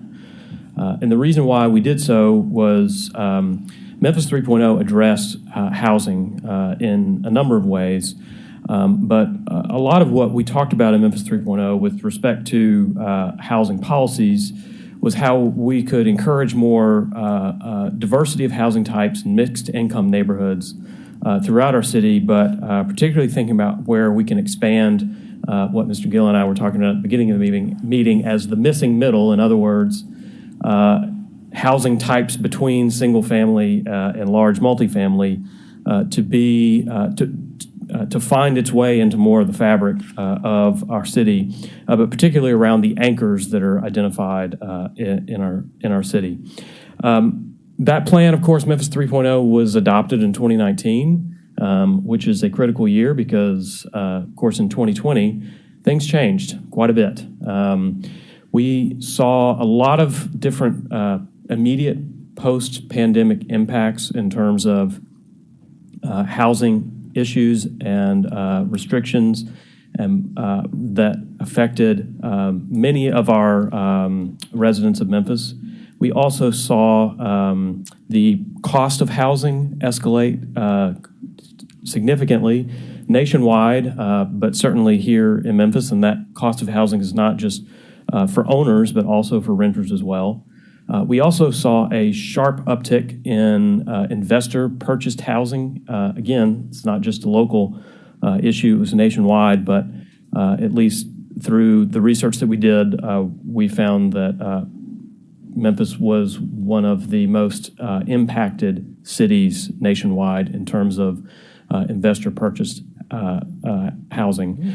So the director of HCD and I wanted to put a little bit further emphasis on housing policies, not only in sort of furthering Memphis 3.0, but understanding sort of some of these deep-seated issues that we could start to address that affected housing in our city and county. There were 4 guiding areas that we focused on: improving housing quality, because in many ways we have 2 markets. I'm generalizing, but we have 2 markets in Memphis and Shelby County. Those that saw significant change in terms of value and also in terms of rent, but then other areas where the quality of housing suppresses the market value, even insofar as adding new housing to certain areas, it doesn't hold the same market value as if you were to put new housing in other areas.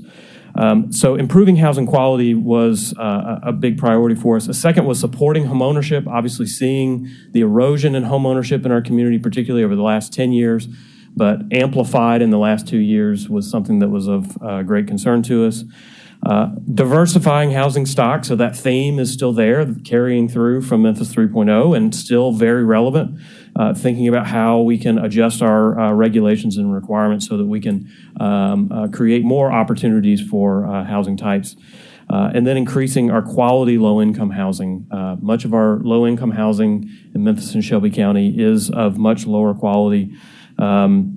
It has a higher degree of need in terms of repair, and so addressing that in a systematic way was something that was important to us because, believe it or not, the median household income in the city of Memphis is around $40,000. So in terms of lower income housing, the need is great.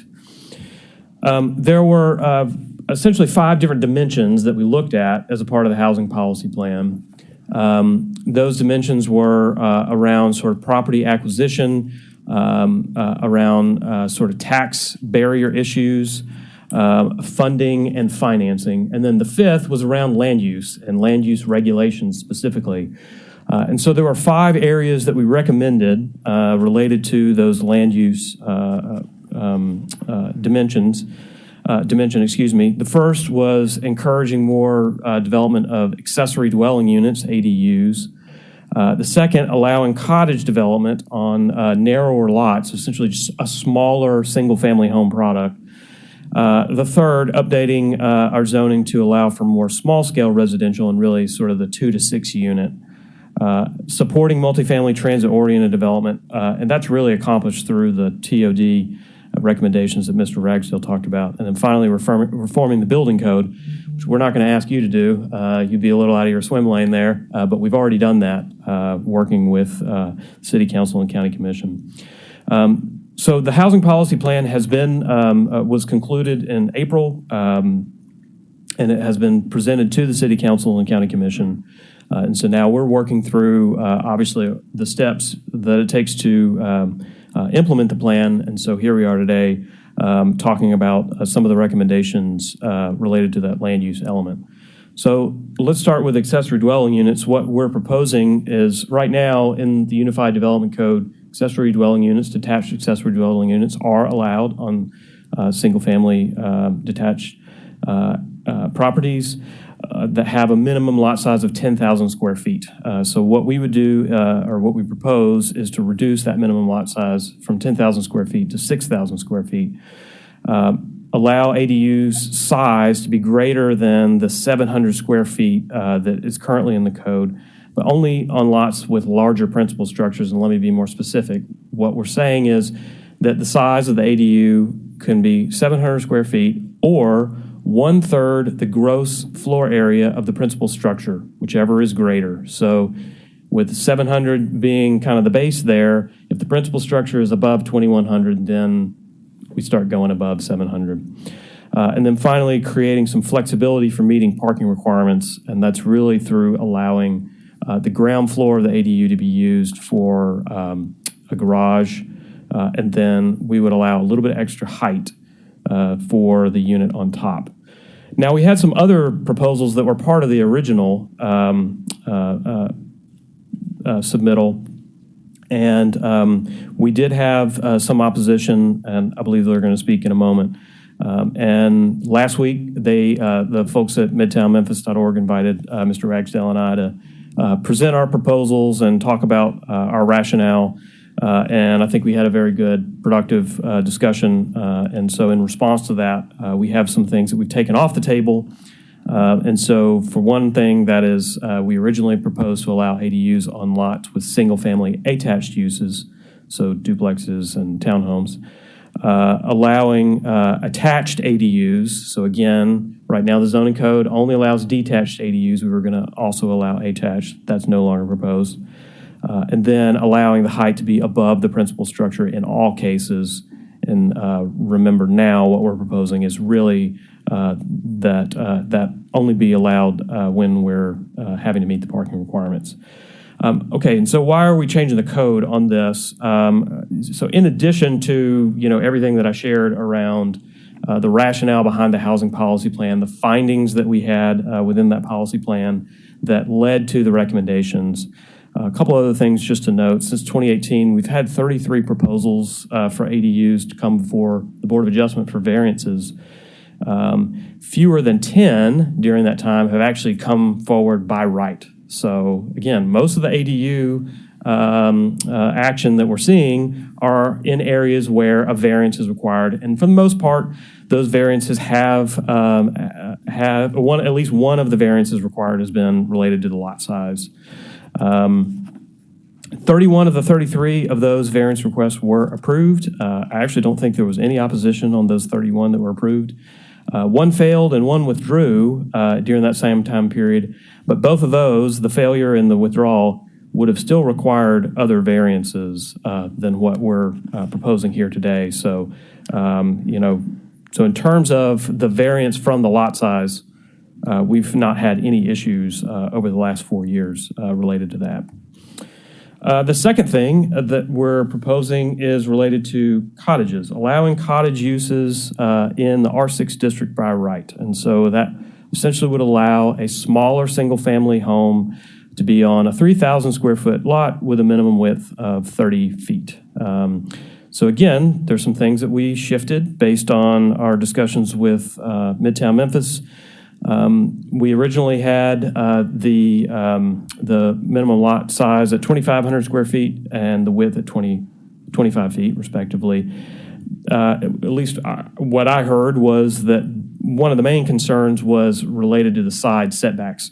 We had side setbacks that were 2.5 feet on either side. There were a lot of vocal opposition to that, and so we listened, we heard that, so now the side setbacks match the requirements for the conventional single family in the R6 district, and so we've now expanded the minimum lot width and the minimum lot size to sort of match that increased side setback. And the reason why is we chose cottage because we were specifically trying to avoid the instance of the quote-unquote tall skinny. And so what we want to make sure we're doing is preventing skinny in this case. So, and then also there was some concern that cottages, so the definition of cottages in the UDC does state that they have to be served by an alley or be on a corner lot. There was some concern that maybe that wasn't strong enough, and so we're also adding a footnote to the table in section 3.6 to just affirm that. The folks at Midtown Memphis did ask, that many of these changes not apply to the Midtown overlay area. And it was brought to our attention that it already does not with respect to cottages, because any overlay area that has its own separate use chart, we're not proposing to change. This is just the base use chart. So, for example, the Midtown overlay has its own use chart. And so we didn't make the proposal to allow cottages in R6 and the Midtown overlay. Okay, again, why change the code? So already today, over 10% of lots in the R6 are non-conforming in size due to area, width, or both. And so this would bring those lots into conformance, but it also would create an alternative to conventional single-family within the R6 area in keeping with the housing policy plan. And do so in a way that we believe adds a context-sensitive mix of home types and allows more opportunities for home ownership. Here's a map that shows in pink is the R6 area. In red is where we have those non-conforming lots based on size. You see there are some clusters, Binghamton, sort of Hollywood, Hyde Park, Riverview, Kansas stand out where they're clusters, but you also see that they're just scattered throughout all of the R6 areas as well. There's really not any R6 area that doesn't have, a good number of these lots kind of scattered through. Okay, and then finally, some of the small-scale residential, what we're proposing is allowing townhouse uses in the R1 district by right, allowing stacked townhouses and quote-unquote large homes, which are single structures with 3 to 6 units. That's, again, defined in the UDC. Those stacked townhouses and large homes would be in the RU district by conditional use permit, so it would have to go to the Board of Adjustment for an approval. Again, that does not apply to the overlay areas that have a separate use chart. Why change the code? Townhouse uses are in the UDC as a single-family attached use, and the RU1 district is intended to be the single-family attached district. So we're just sort of diversifying that district to include, the other single-family attached use, and then again creating an avenue for different housing types to fit within the RU1 district in a context-sensitive way. And obviously, the approval before BOA helps to do that. I've talked some about opposition. I'm going to give them a chance to certainly talk as well, but I do want to note that we did have some support on this related to our housing policy plan recommendations. We had a letter from a resident of Orange Mound, Ms. Ogle, who was supportive of sort of creating a more diversity of single-family styles in neighborhoods. And then we also had letters from United Housing and Building Memphis, who represents a lot of nonprofit community-based builders. And I believe there's a representative from Building Memphis here to speak today in support.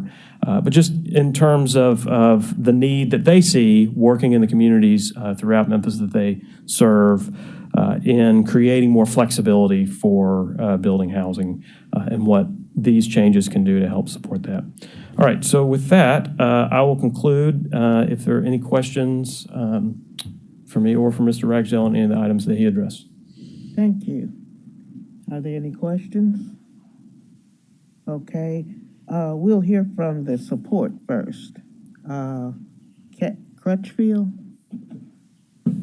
you give us your name and address and your statement of support. Then we'll hear the opposition. Hello, my name is Christina Crutchfield. I live at, should I give you building support or my personal address? Either. The support of the. Which address should I give? My home address, 3617 RHEA Avenue. I am the Director of Neighborhood Planning for Building Memphis. Building Memphis, as Director Zena said, is a membership organization of 21, I believe now, community development entities within the city of Memphis. We range from almost every neighborhood in the city of Memphis, you will find a Building Memphis member. Building Memphis is also a part of the National Alliance for Community Economic Development Association, NACEDA. And through our partnership with NACEDA, we find that these new housing policy plans that are being proposed to change the UDC are in best practices of national standards from what we do. And then also, as a part of our work at Building Memphis, we have an affordable housing advocacy coalition. And for affordability, we have found that these new changes will help increase the potential for affordability within the city of Memphis by creating different and diverse housing options for people needing affordable housing. We also know that as a city, we have need for more senior housing and as well as more need for student housing. And these all types of smaller scale developments will also allow for those types of parcels to be developed better and newer for the people who will need them soon.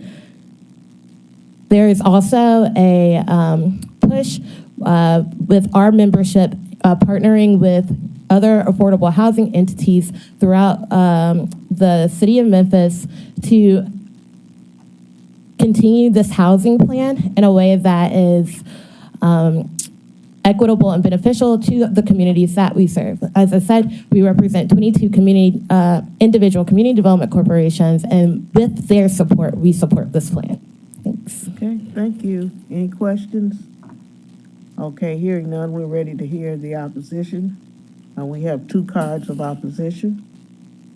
Yeah, Madam Chair, we're Okay, I'm ready for your name and address and your statement of opposition. Hello, let's see, can you hear me? Yes. My name is Robert Gordon. I'm with MidtownMemphis.org. I'm on the board as the chair of the Planning and Development Committee, and we have a monthly meeting that includes the following historic districts and neighborhood associations: Lees Woods, Roselle Annisdale, Glenview, Speedway Terrace, East End, Evergreen, Central Gardens, Annisdale Park, Annisdale Snowden, Vecca, Crosstown, Lenox, and Binghamton. I know, and we just met on Tuesday night last. Most everybody had to work, but if you're here to about this, if you could raise your hand so we can just show them. I know we have some here. I want to say that we fundamentally agree with everything being proposed. Our issue, and we had a great meeting with Mr. Zena and Mr. Ragsdale, great exchange of information. Our real difference is about how we get to the solution. And one of our big concerns is that a blanket zoning, as you saw on the map, R6 is actually 1/3 of it's 30% of the lots in the city. And we're concerned that by doing a blanket zoning change in R6 and RU1, there's going to be unintended consequences. And that a better way to get to determining which are the areas that need attention is to rely on 3.0, the city's comprehensive plan, and to use the degree of change map to determine which anchor areas there need the push for public and private investment. Then you can target specific areas where this change is needed based on research that the city has already done and paid for. It also seems like if this is an issue that 3.0 is made for, then not relying on 3.0 will weaken the support of the comprehensive plan. We're aware too that, and we suggested this only a couple of days ago to the office, so if a hold is in order, we're not opposed. Another reason for a hold is a lot of these neighborhood representatives are having a hard time, a steep learning curve to get into zoning. So it's been slow going, but we have other people who will speak now. Okay, thank you. Any questions? Yeah, I have a question for, great job on your information. It sounds like you really came up with a lot of answers to some of the things, but I guess, do you have the answer, like the actual, you said a lot of ways to get there. Have you gotten the answer to like get there? I will defer to Don Jones, who is here from the former employee of the Office of Planning and Development, whose understanding of this greatly exceeds mine. And as a point of order question, one of our speakers didn't fill out a card. Is she allowed to speak, or should I speak on her behalf? Yes, according to how much time we have. Okay. Okay. Thank you. So I'm sorry to not answer your question. Is that okay? He's coming up, and he's going to be able to give you more. I think Karen should go next. That's okay. No, it's according to how much time.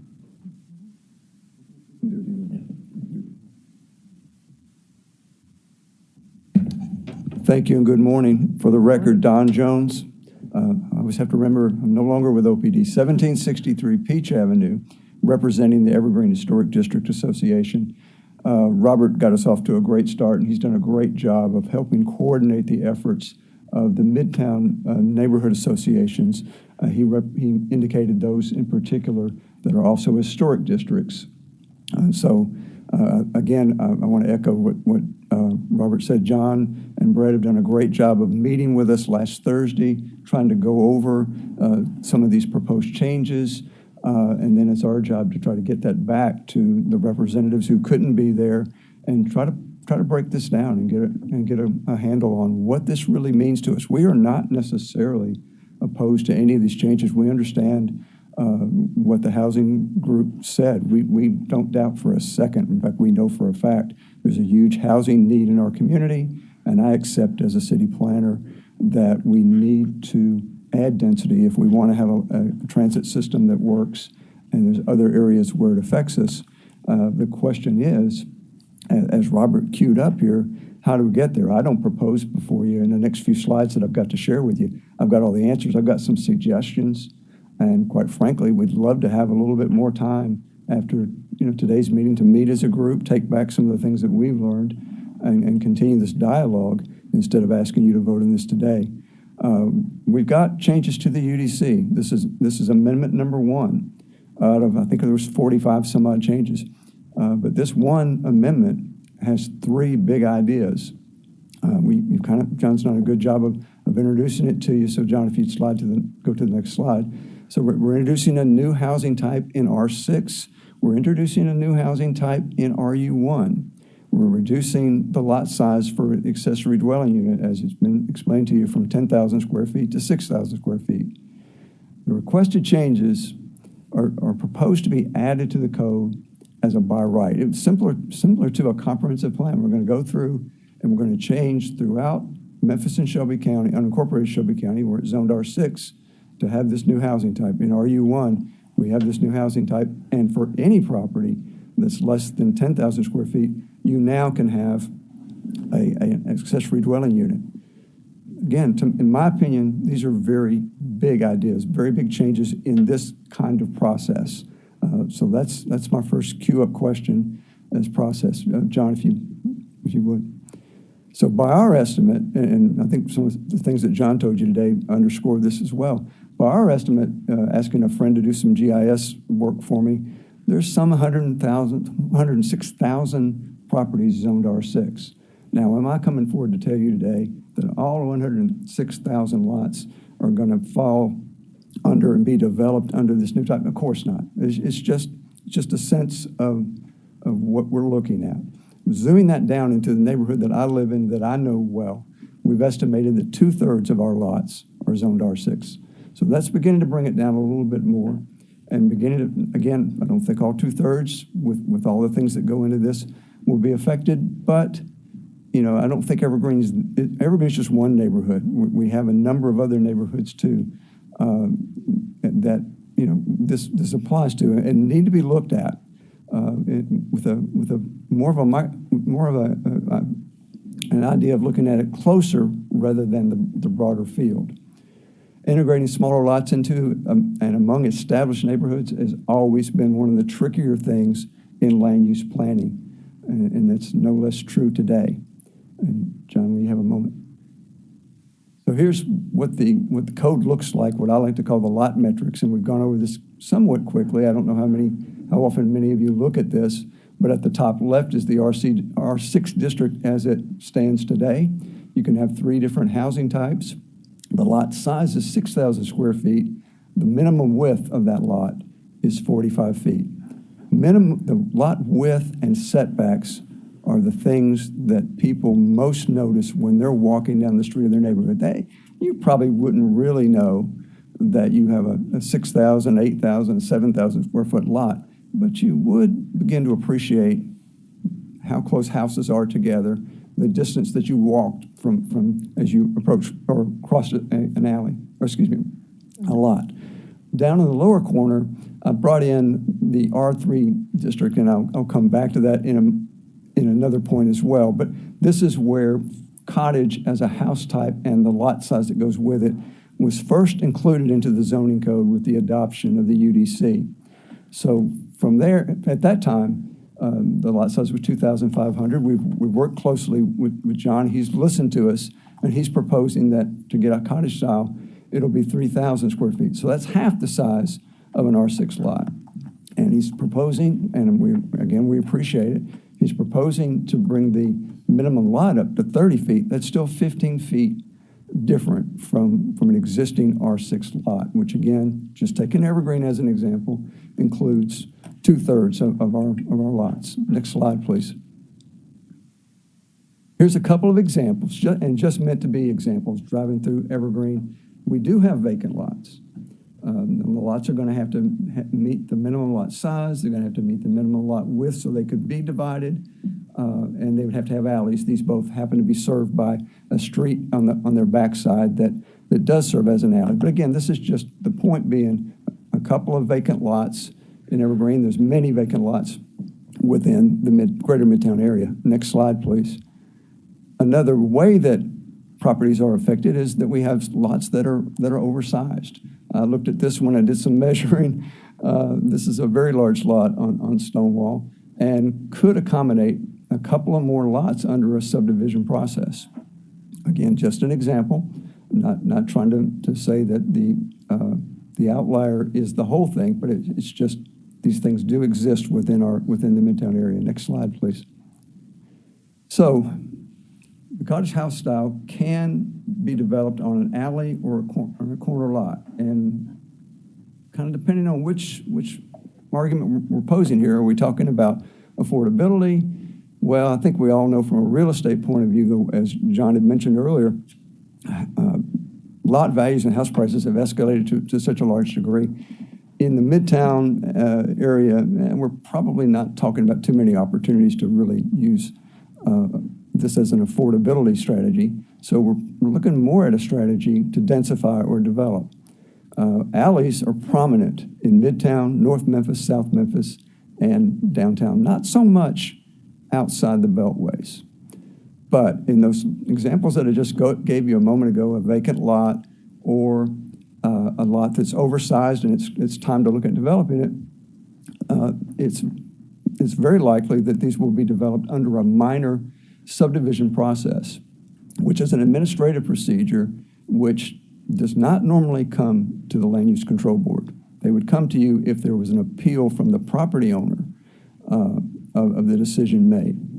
Now, I'm not trying to make this a one-sided presentation because this next section I'm going to talk to you about and was mentioned earlier is my absolute favorite section of the UDC when we brought this in.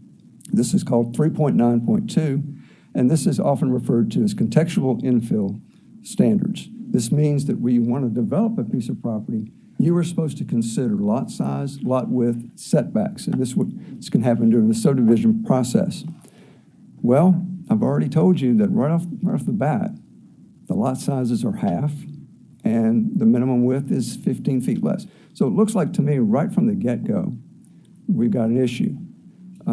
Even if this is limited to only lots with alleys, we automatically have an issue. But the other point to be made here under the contextual infill standards is there's a statement in there that says that these can be waived.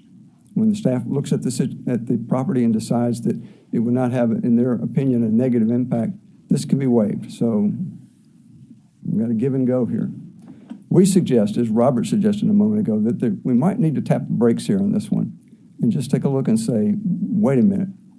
Memphis 3.0 went to some considerable efforts to promote where density should be considered. John, if you would, please. They have something called the degree of change map in blues and shades of green according to where the need is. Activate or accelerate, excuse me. That's an area that needs a lot of support, both public and private sector.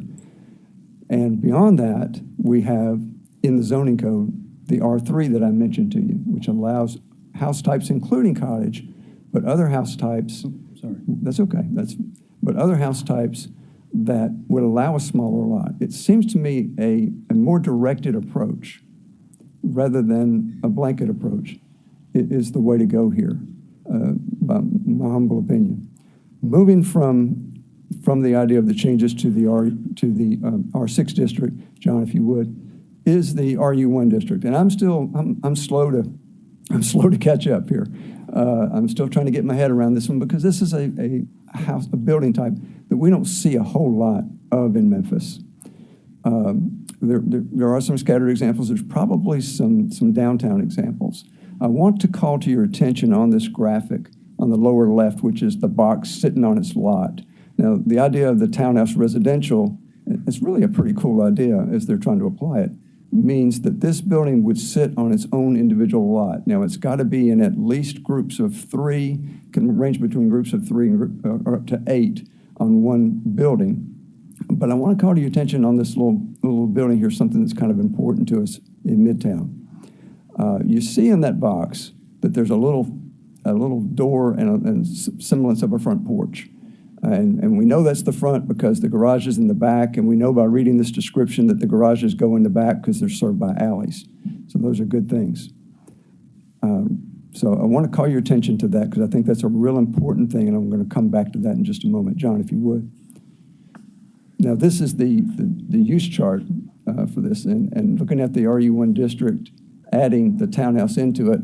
I'm not going to spend too much time on this chart, but under townhouse, I'm still working through that to figure out exactly how that works. So I'm just going to leave that and move on to the next screen.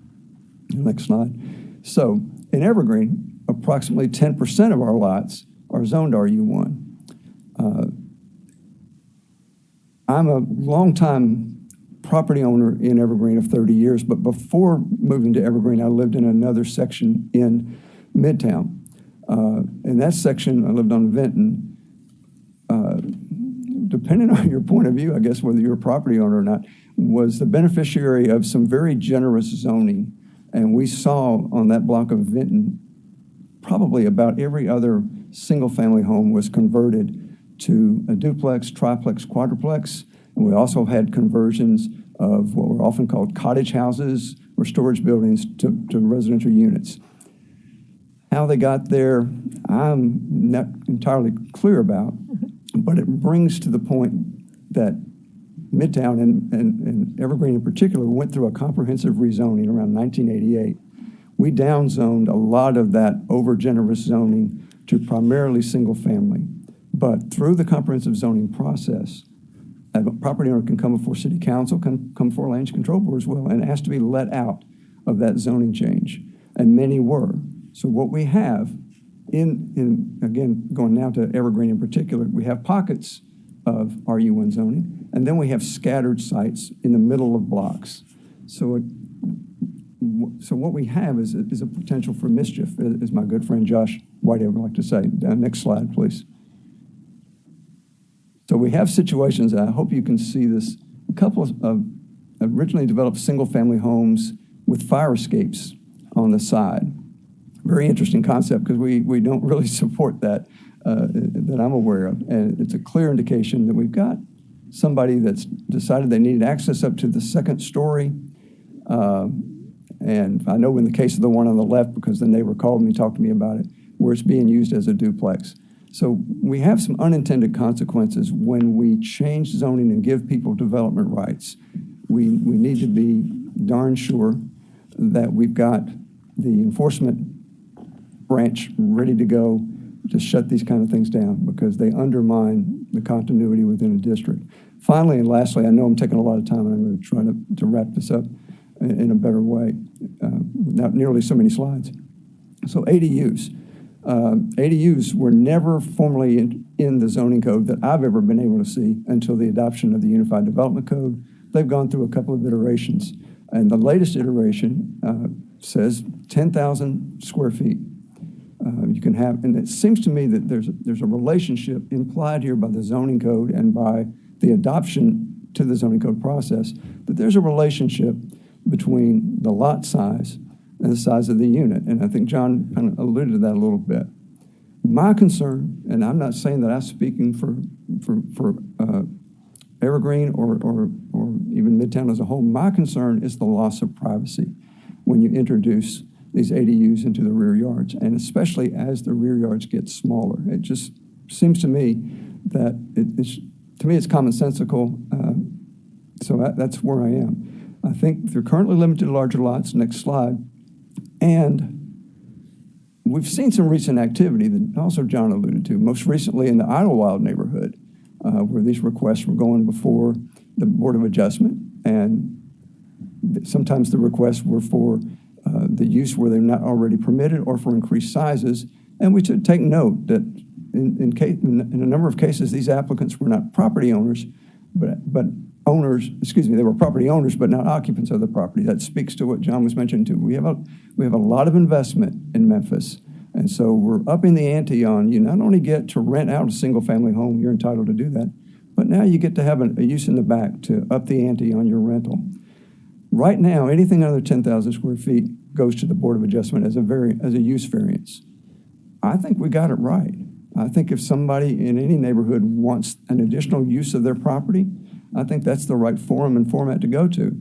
If we want to look at something that's already in our code called a conditional use permit, it also goes to the Board of Adjustment, but it has some standards and some criteria that you're supposed to follow and answer to. I wouldn't have any problem with that. Anytime we're going through a public process, neighbors get to have a choice to say, or a chance to say, we think this is a good idea, we don't think this is a good idea. I'm there. I've worked in process for over 30 years. I believe in it. I'm concerned about a process that allows these things by right. I appreciate your time and attention. Okay, thank you. Okay, we've let the opposition go way over time, so we're going to see if there are any questions. I think you have the right to rebut. Well, I did have a question. Don, thank you for your service and your expertise and knowledge on the subject as well. I guess, what is the adverse effect? And, the first question, that 106 give or take lots, is that just for Midtown or is that the complete Shelby County? That would be Memphis and unincorporated Shelby County as well as we could calculate it. Okay. The adverse effect for the change, what is that? Okay, so we're looking at 3 of them.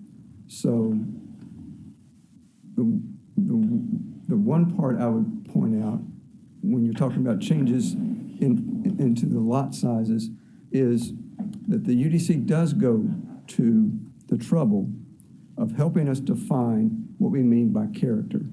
And it gives us these objective criteria that we can look at and measure those by.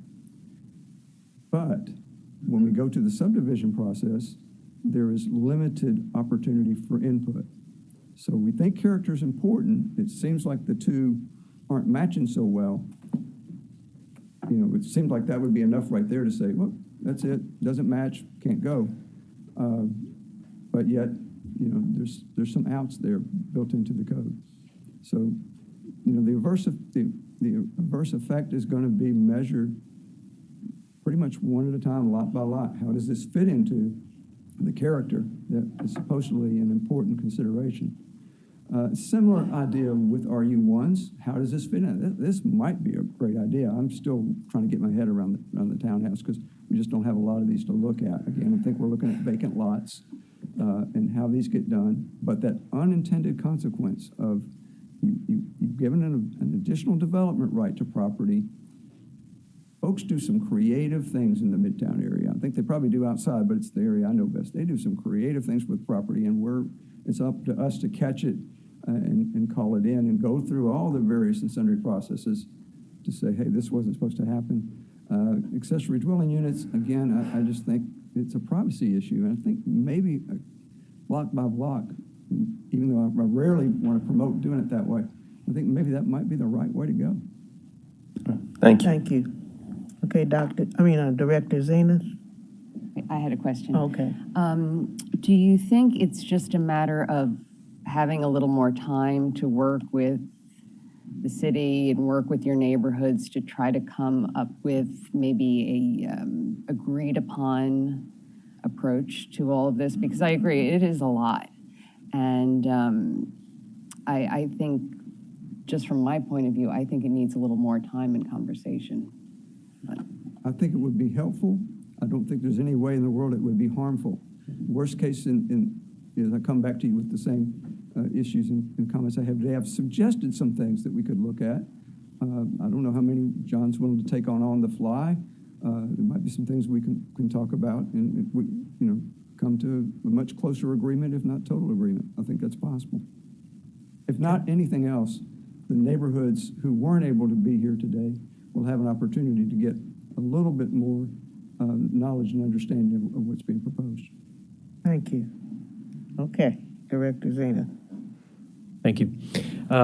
So first of all, let me say that we certainly would be fine if it's the board's will for this to continue next month. Although I think there's some things that I could maybe point out around the idea of Memphis 3.0 and sort of the anchor strategy to maybe underscore why we're recommending what we are and why we're not recommending more, because that's really the key distinction here. We're making some very minor changes, and to fully sort of conform to what Memphis 3.0 recommended, there's a lot more that we would do and quite frankly, we should do that would probably take the better part of 3 to 4 years to really work through. So Mr. Jones noted that in Memphis 3.0, there is an anchor map, and each anchor has a degree of change around it. And the purpose of the degree of change is really to talk about sort of the scale of change, but also how we might expect investment to flow in order to induce that scale of change. Investment meaning where we can rely on the market versus where we need to subsidize the market versus where government needs to really be kind of the leader out of the gate in helping to reinvest in neighborhoods.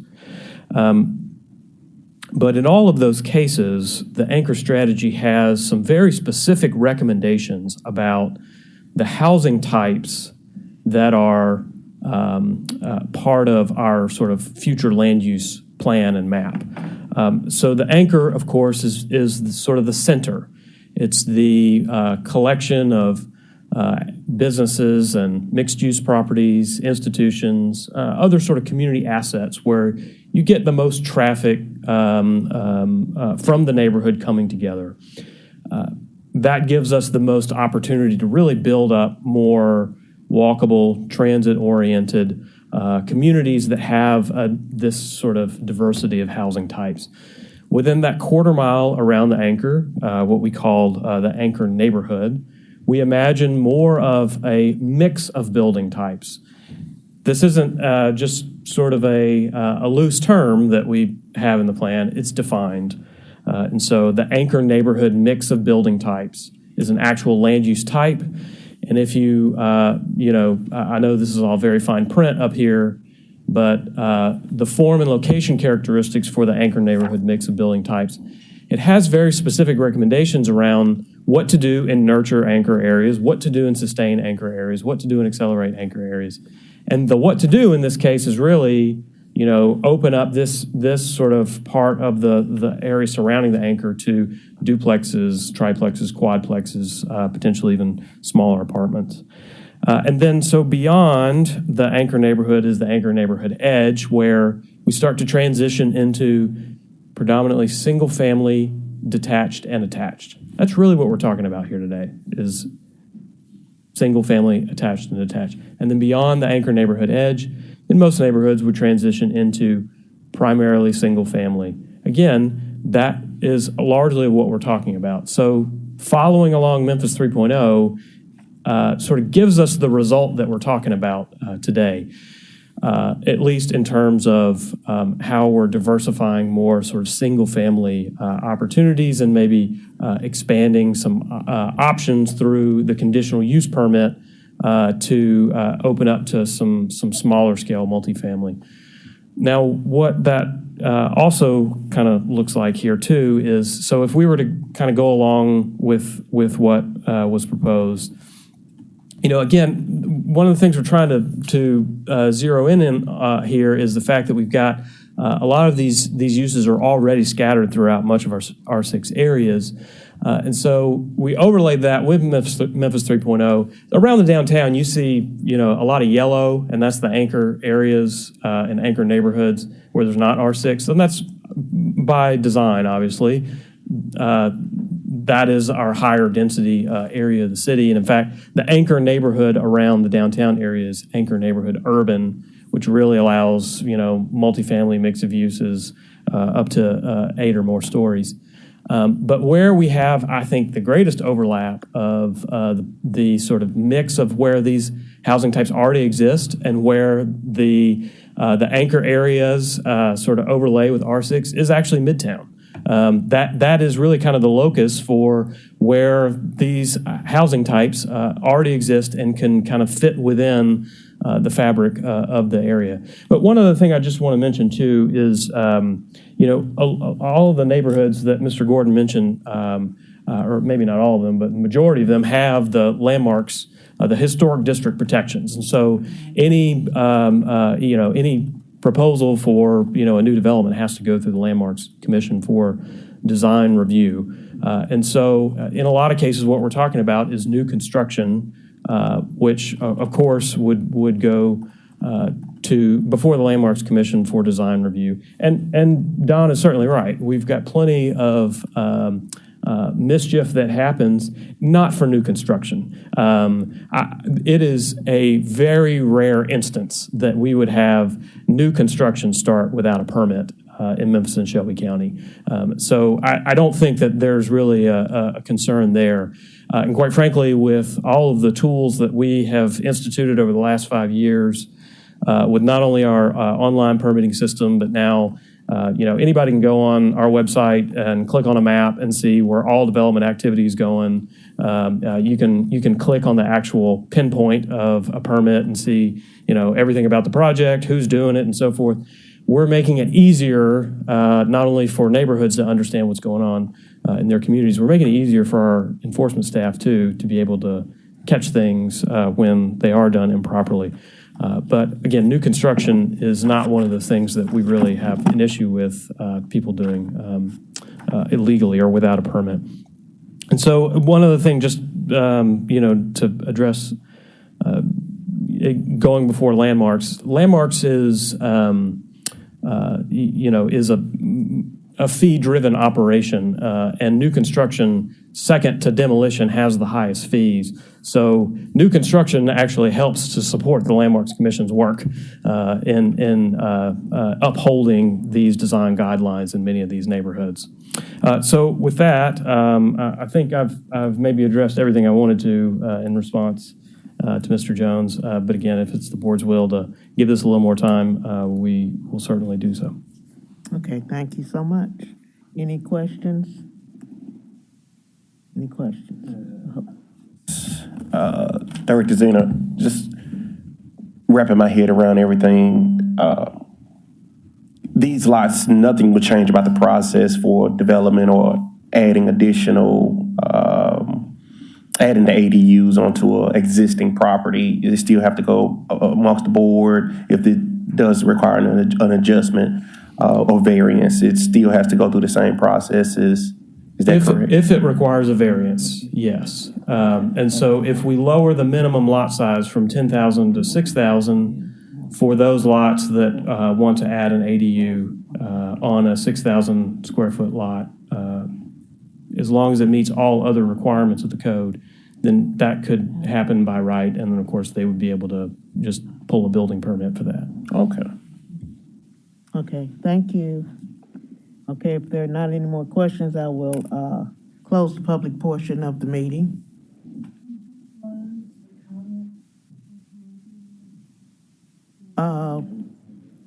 We actually, what did we do, Mr. Ragsdale? Yeah, we closed the public portion of the meeting. We just did that. But as far as the comments are concerned, both sides went way over their allotted time, but we allowed that due to the fact that this was a presentation by the staff and recommendation by the staff. So we let both sides go over. But we're now closing the public portion of the meeting, and we're ready to vote. If the motion goes. All right, we'll try this. Move approval of agenda item number 6, case number ZTA 22-1. Do I hear a second? Second. Okay, is there any discussion? I do. I think this is, I want to credit Director Zena. This is where the rubber meets the road to me when it comes to zoning and land use.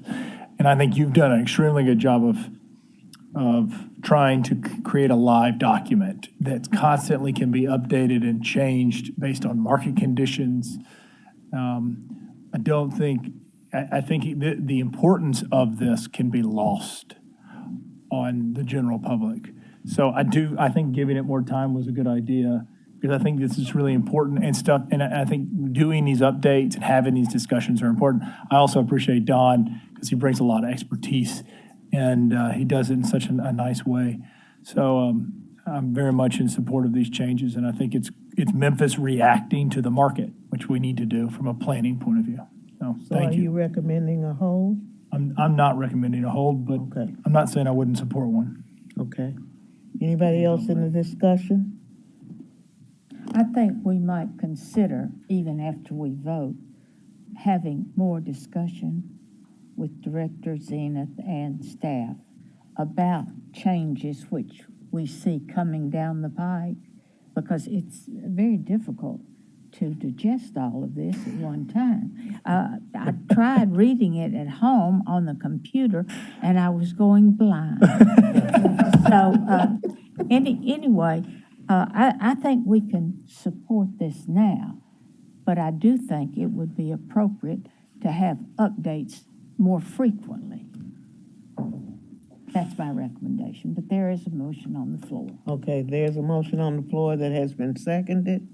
Okay, do we have any further discussion or any other suggestions?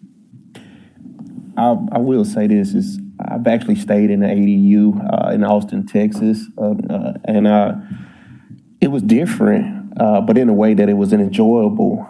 We had a family trip, and the younger people with kids and the older people who didn't do it with the grandparents that didn't want to be around the kids were in another building, and that really allowed everyone a space to enjoy each other in a respective manner. I'm in support of what the ADU brings forth and what you've presented today, without any hesitation or further ado. I like the idea, and I like that Memphis and Shelby County is now leaning more towards growth and understanding of the marketplace and being able to create an answer for the marketplace as well. Okay. All right, so hearing no further discussion, I assume we're ready to vote, and we need to do that individually. Okay. Mr. McKenna? Yes. Ms. O'Connell? Yes. Mr. Thomas? Yes. Mr. Tolles? Yes. Mr. Fleming? Yes. Mr. Gill? Yes. Dr. Pritchard? Yes. Chair Sharp? Yes. Motion carries. Motion carries. Thank you. We are ready for number 10. Agenda item number 10, MJR 22-54, correspondence to PD 95-380, Oak Haven. Drop yard site plan approval at the southeast corner of Rains Road and Prescott Road. Staff recommendation is approval with one final plan condition. Okay, thank you, Dr. Pritchard. We're ready for the applicant to give us your name and address, and then since there is some opposition, we will go ahead and hear the case. My name is Delano. Can you hear me? Mm-hmm. Turn it on. There you go. Checks. Yes, sir. My name is Delano Smith, Smith Building Design and Associates, 3831 Lakehurst Drive, Memphis, Tennessee, and this is the owner, Mr. Tyrone White. Okay, thank you. Madam Chair, if I may, we did take this off of consent because we were informed that someone was going to be here in opposition. They actually did not come. So just in an abundance of caution, we wanted to make sure that we gave them that opportunity. So there is no opposition present here. So if you wanted to just hear a brief presentation and move forward with that. Well, we don't have to, do we? That would be a correct exercise. They must have gotten worn out by Director Zena's presentation and just left. I think so. Okay. We could just vote. Okay, well, we will close the public portion of this meeting and go ahead with the motion. Move approval of agenda item 10, MJR 22-54, PD 95-380, correspondent. Second. Okay, it's been moved. We have a second. Is there any discussion? Is there any discussion amongst our board members? Hearing none, I assume we're ready to vote. All in favor say aye. Aye. Those opposed, nay. Motion carries. Thank you. Thank you. Appreciate it. That was quick. Agenda item number 16, Z22-08, Balmoral, rezoning of 4.99 acres from residential single-family 6, R6, to residential urban 3, RU3, at 5550 Bayshore Drive. Staff recommendation is approval. Okay, if the applicant would give us your name and address, and then we have opposition, so we will have the case presented.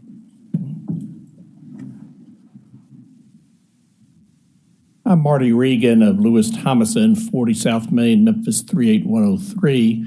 I'm also here with Tim McCaskill, who is part of the applicant. This is a request for rezoning, and I don't know if you'd like us to present our case now or. Not yet. We're going to have the presentation first. Thank you. Testing one. Okay, there we go. Good morning, board. This is rezoning 2022-008. It's rezoning for 4.99 acres from R6 to RU3 at 555. That's not right. 5550 Bayshore Drive. This is just an area of the proposed rezoning property.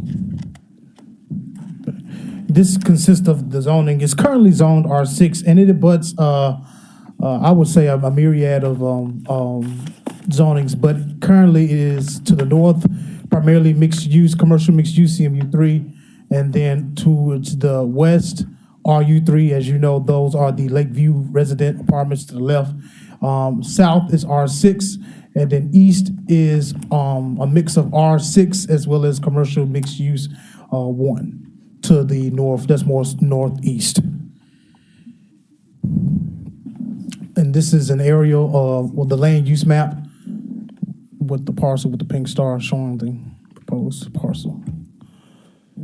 Just a couple of site photos, because it's primarily landlocked, it's a little difficult trying to get some site photos of the property. However, that the one on the left is from Bayshore Drive looking west, so looking directly into the lot. And then the subject property is coming from Fox Plaza, so more so the Mount Moriah, looking southward.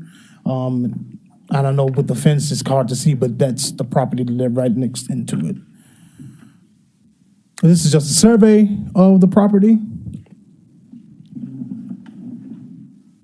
This is just a site plan. It will change. I'll let the applicant speak more to that, but this is just a proposed design for the area. It'll be about, initially it was on my understanding from 125 units to 200 units, somewhere in there. I think they settled on 186 units exactly. So in conclusion, yes, this is rezoning for the 4.99 acres. Currently, it is vacant.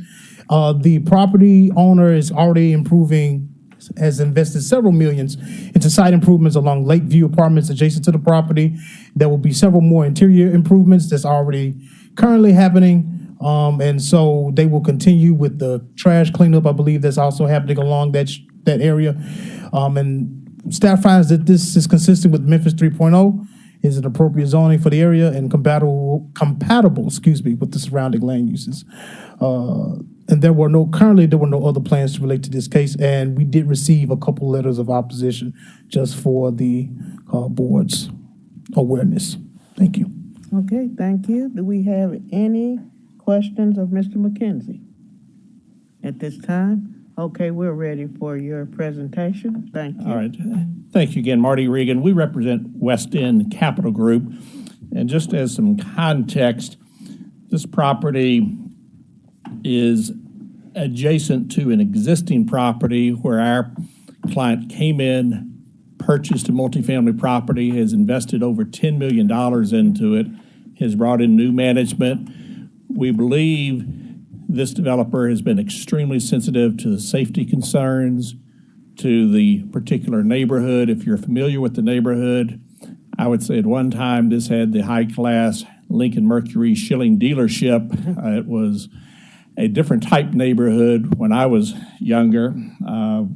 It has suffered from lack of investment, and I believe this proposal brings several more $1 million into this community.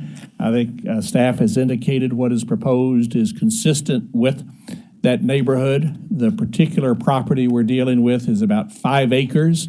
We have met with the neighborhood in the neighborhood meeting. One of the concerns was the desire to keep it vacant, and I would suggest one of the problems in the community is the vacancy.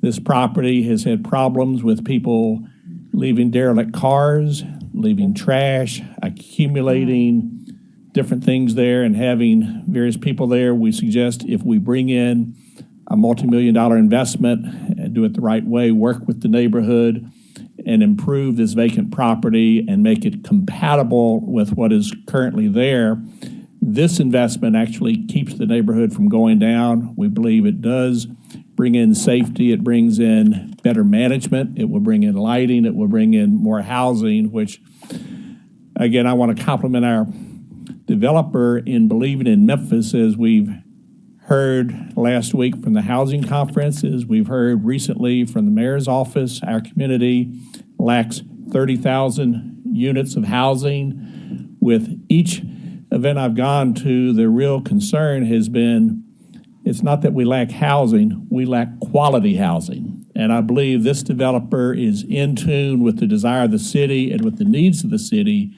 to bring quality, affordable housing into the community. It's been stated we're 30,000 units short. I think this would send a good message to developers that Memphis is a good place to invest your money. I think we've got someone who is willing to do that and is willing to complement an existing facility that they put $10 million in to reinvent that apartment community into something that is quality, and I think they're ready and willing to do the same thing again. Thank you. Thank you. Any questions of the applicant at this time? Okay, hearing none, we're ready to hear from the opposition. If you give us your name and address, please. Deborah Thomas, 2791 Emerald Street. Yeah, it may look that I'm standing alone, but I'm not standing alone. I have a petition from our neighborhood right here. Our problem is, when he pulled up that picture, that's the back of my house. If you build 3-story apartment buildings right directly behind my yard, where's my privacy? Okay? Those apartments are a nuisance already. They've broken in my home. They've broken in several homes on our block. Okay? They come down. They're walkers 24 hours a day. You don't get any rest. The reason I'm mostly here by myself because most of those citizens are senior citizens. So I'm almost the youngest homeowner on my block. Well, I have the 94-year-old across the street that still cuts her grass, rakes her leaves. I have an 86-year-old down here that does the same. Their spouses are deceased. They're living in their homes by themselves, and now they're afraid to come out because from that apartment already, they cut through the street they already blocked off. They walk down our block, they throw trash, they have no respect. The other day, a young man said, "Oh, this is our new wardrobe, and here's a pistol sticking out of his pocket with a magazine." Okay, we are afraid. Another one of my neighbors was attacked in his driveway and robbed, okay, coming from the apartments. Everything that happened to this, we have a little block of security. Every neighbor tries to watch out for each other. We just had a murder happen. First one since I've been there 7 years, right at the corner, at the gas station, that we tried to stop the gas station. We just got speed bumps because there's a school at the other end of that. If they put 186 apartments in that lot, it's gonna tear our little neighborhood up. We're the homeowners. So they told us at the last meeting, well, we're gonna use Bay Shore, that part they put up that's blocked with the fence up there. They're gonna use that, they said, as an exit only. Okay, but you still got all these people right here that still has to come out. So now you're gonna crowd the neighborhood with traffic. We're already afraid for our safety as it is because everything that happened to us come from that apartment. And that little empty lot, we said they could put something over there for the community you already have. They never started cleaning that mess up until they came up with this idea to build those new apartments. We've been fussing, calling 311 to try to get that grass cut back there. I mean, the rodents are unbelievable, so we have to try to protect what we have. We can't pick up and move. You put those apartments there, those people come in there, tear it up, and go to the next session. We can't leave. So all those people on that petition signed and said we do not want another 186 apartments right there. There's enough apartments right there. Because where are all these people gonna go? We can't leave, we're stuck. And most of everybody on that block are senior citizens. So when it comes to cutting grass, mowing your lawn and stuff, you need to have somebody outside with you to watch your back. It's gotten just that bad. They said they took over and invested in the property.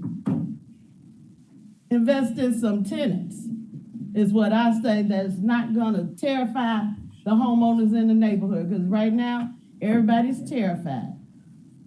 They don't want to come out. They're scared to go and get robbed. The people walking up and down the street all time of night going to the liquor store.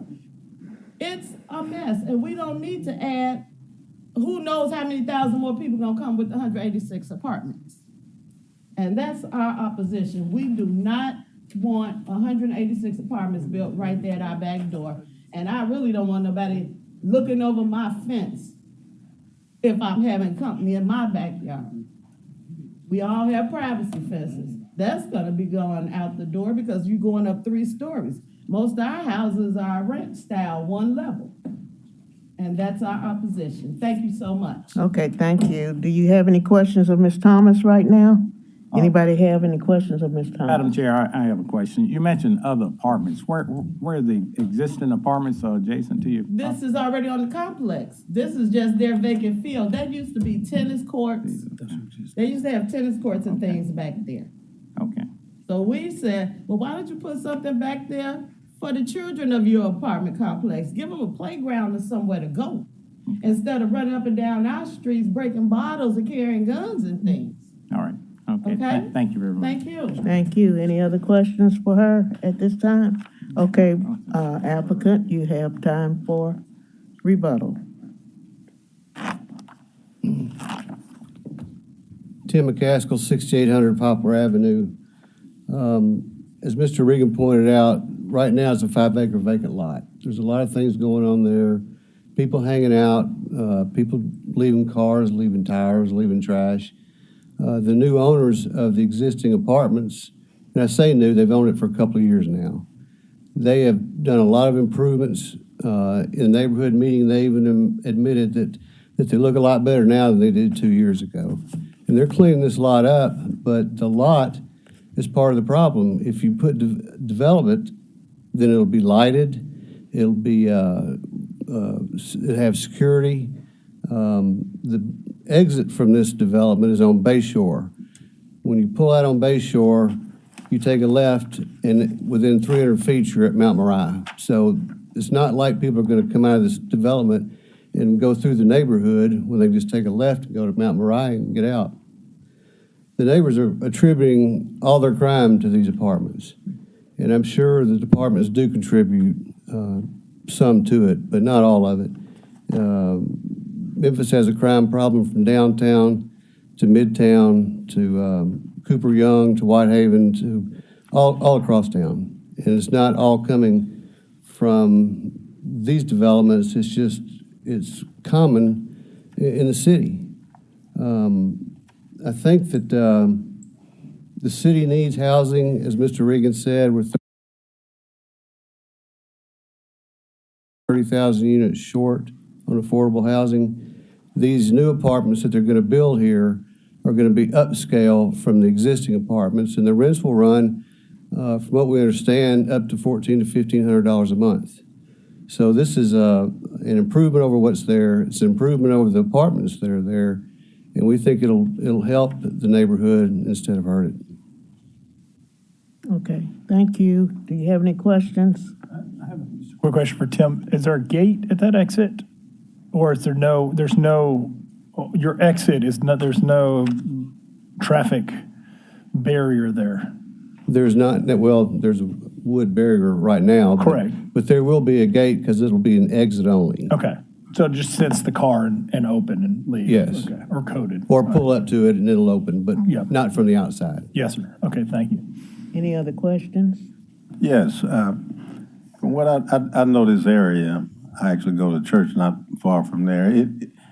My problem with the apartments, I'm sure they'll be beautiful, but it won't stay that way long. You put the gates there, they'll be broken. I mean, and saying upscale in it, and you were careful how you crafted that compared to what's there. Yes, they will be.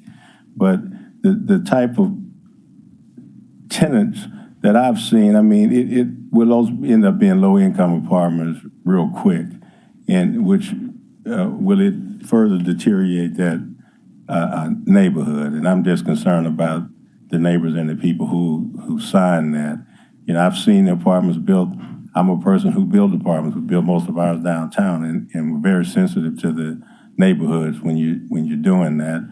And I just think that this, over time, will be a negative on that neighborhood. And I applaud the project, but in that area, you seriously think that would be upscale and people can pay $1,500 a month for apartments? And that's a question I'm asking. That's the intention of the developers is to develop something better than what's there. And I think they believe there is a lot of people out there that can afford that type of housing. And with a person that can afford that move over to that area, you know, that's a depressed area. I just, and when that does not happen, when you build it, I know what those areas will turn into real quick. And that's the concern that I have. And again, I love seeing development, but in this area, I agree with the residents and what more than likely what will happen. You know, you have it fenced off, and it'll break all of that down and start going into those areas. And a lot of the crime do come from people that within the areas. I don't think they're coming from other part of the country, the city, to do that crime in that area. It's people who live right in there that typically does that. So that's what I'm struggling with, my friend. Partial answer to your question is they have already increased the rents on the existing apartments about $500 a month, which is pretty significant. In that area, if you were paying $600, now you're paying $1,100, something like that. So with the investment they've made, they've increased the rents to try to get a better clientele in there. Okay. And I agree with you. Who knows what it's going to look like in 10 years? You never know. Yeah, I'm saying in a year. It won't even take that long from what I've seen happen in these areas. But thank you, appreciate it. Thank you. Mr. Fleming? Yeah, Mr. McCaskill, so the existing apartments, are those 2 or 3 story? The existing ones? I can't answer that. I'm not sure. I applaud the development too. I'm sensitive to Ms. Thomas, is that correct? Yes. The 2 buildings that I'm kind of scratching my head scratching my head about, buildings 4 and 5 being 3-story buildings right in those neighbors' backyards.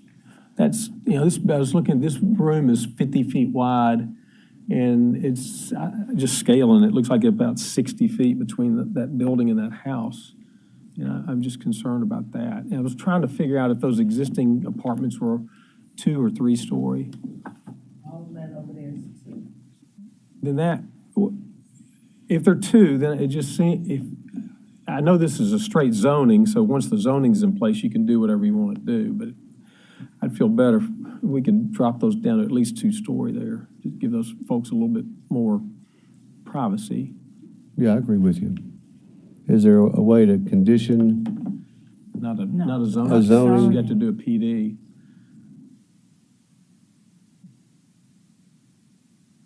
What would you like for me to answer? Well, I would ask for a deferral. That's what I was So that you going don't to get a do. vote, and then come back in 30 days with a revised site plan. And I don't know if it's going to pass or not. I don't know. But I'm just saying, I'd feel better if you were a little bit more sensitive to maybe, instead of just jamming the apartments on there, to maybe being a little bit more sensitive to those existing houses. You could increase the density on the ones to the west that are in the L, that are and the northern portion that are against the industrial. Yes. Mr. McCaskill, would you be agreeable to a 30-day hold to revamp this? I would. All right, I want to make sure that I know what you want me to come back with. Well, Madam Chair, if I may, this is, as Mr. Fleming noted, this is just a straight rezoning, so it won't be conditioned, we can't condition it or tie it to a specific site plan, so I just want that to be clear. But he could come back with a PD. Resubmit as a PD. Correct. All right. Well, I'm going to suggest that we hold this item for 30 days with the hopes that we'll come back with a PD which will be agreeable to the board. We'll be glad to do that. Maybe. So I just want to get clarity. So if they hold, he would, because it's still a rezoning case, he would have to withdraw his application and then submit an actual plan development. Well, he knows the procedure. Y'all figure that out. Yeah, I think this will give him the opportunity to consider the options, and then we can figure out how to proceed with that, so. Yeah. Well, that. Because he may decide to just continue and bring this back next month with the same rezoning. So that'll give them time to kind of think about their options. And I think he realizes that. So I'm going to go ahead and move that we hold the item. Madam Chair, can I make, and I do one point, I do agree that one of the primary ways to diminish crime is activity. And by developing this property, good development will keep bad actors off of that property. That's the number one way to prevent crime, is to have people active and alert in that area. So I'm hoping we can come back with something that everyone will be happy with. I think we can. Okay, are we going to vote on the Yes, hold? we need to vote. Okay, we have a motion to hold this case for 30 days. Do I hear a second? Second. Okay, is there any other discussion? Hearing none, I assume we're ready to vote. Are we going to vote individually or all together? Together. Pardon, together? Okay. All in favor say aye. Aye. Those opposed, nay.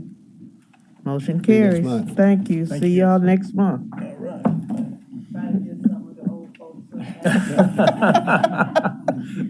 Okay. Carpool down here.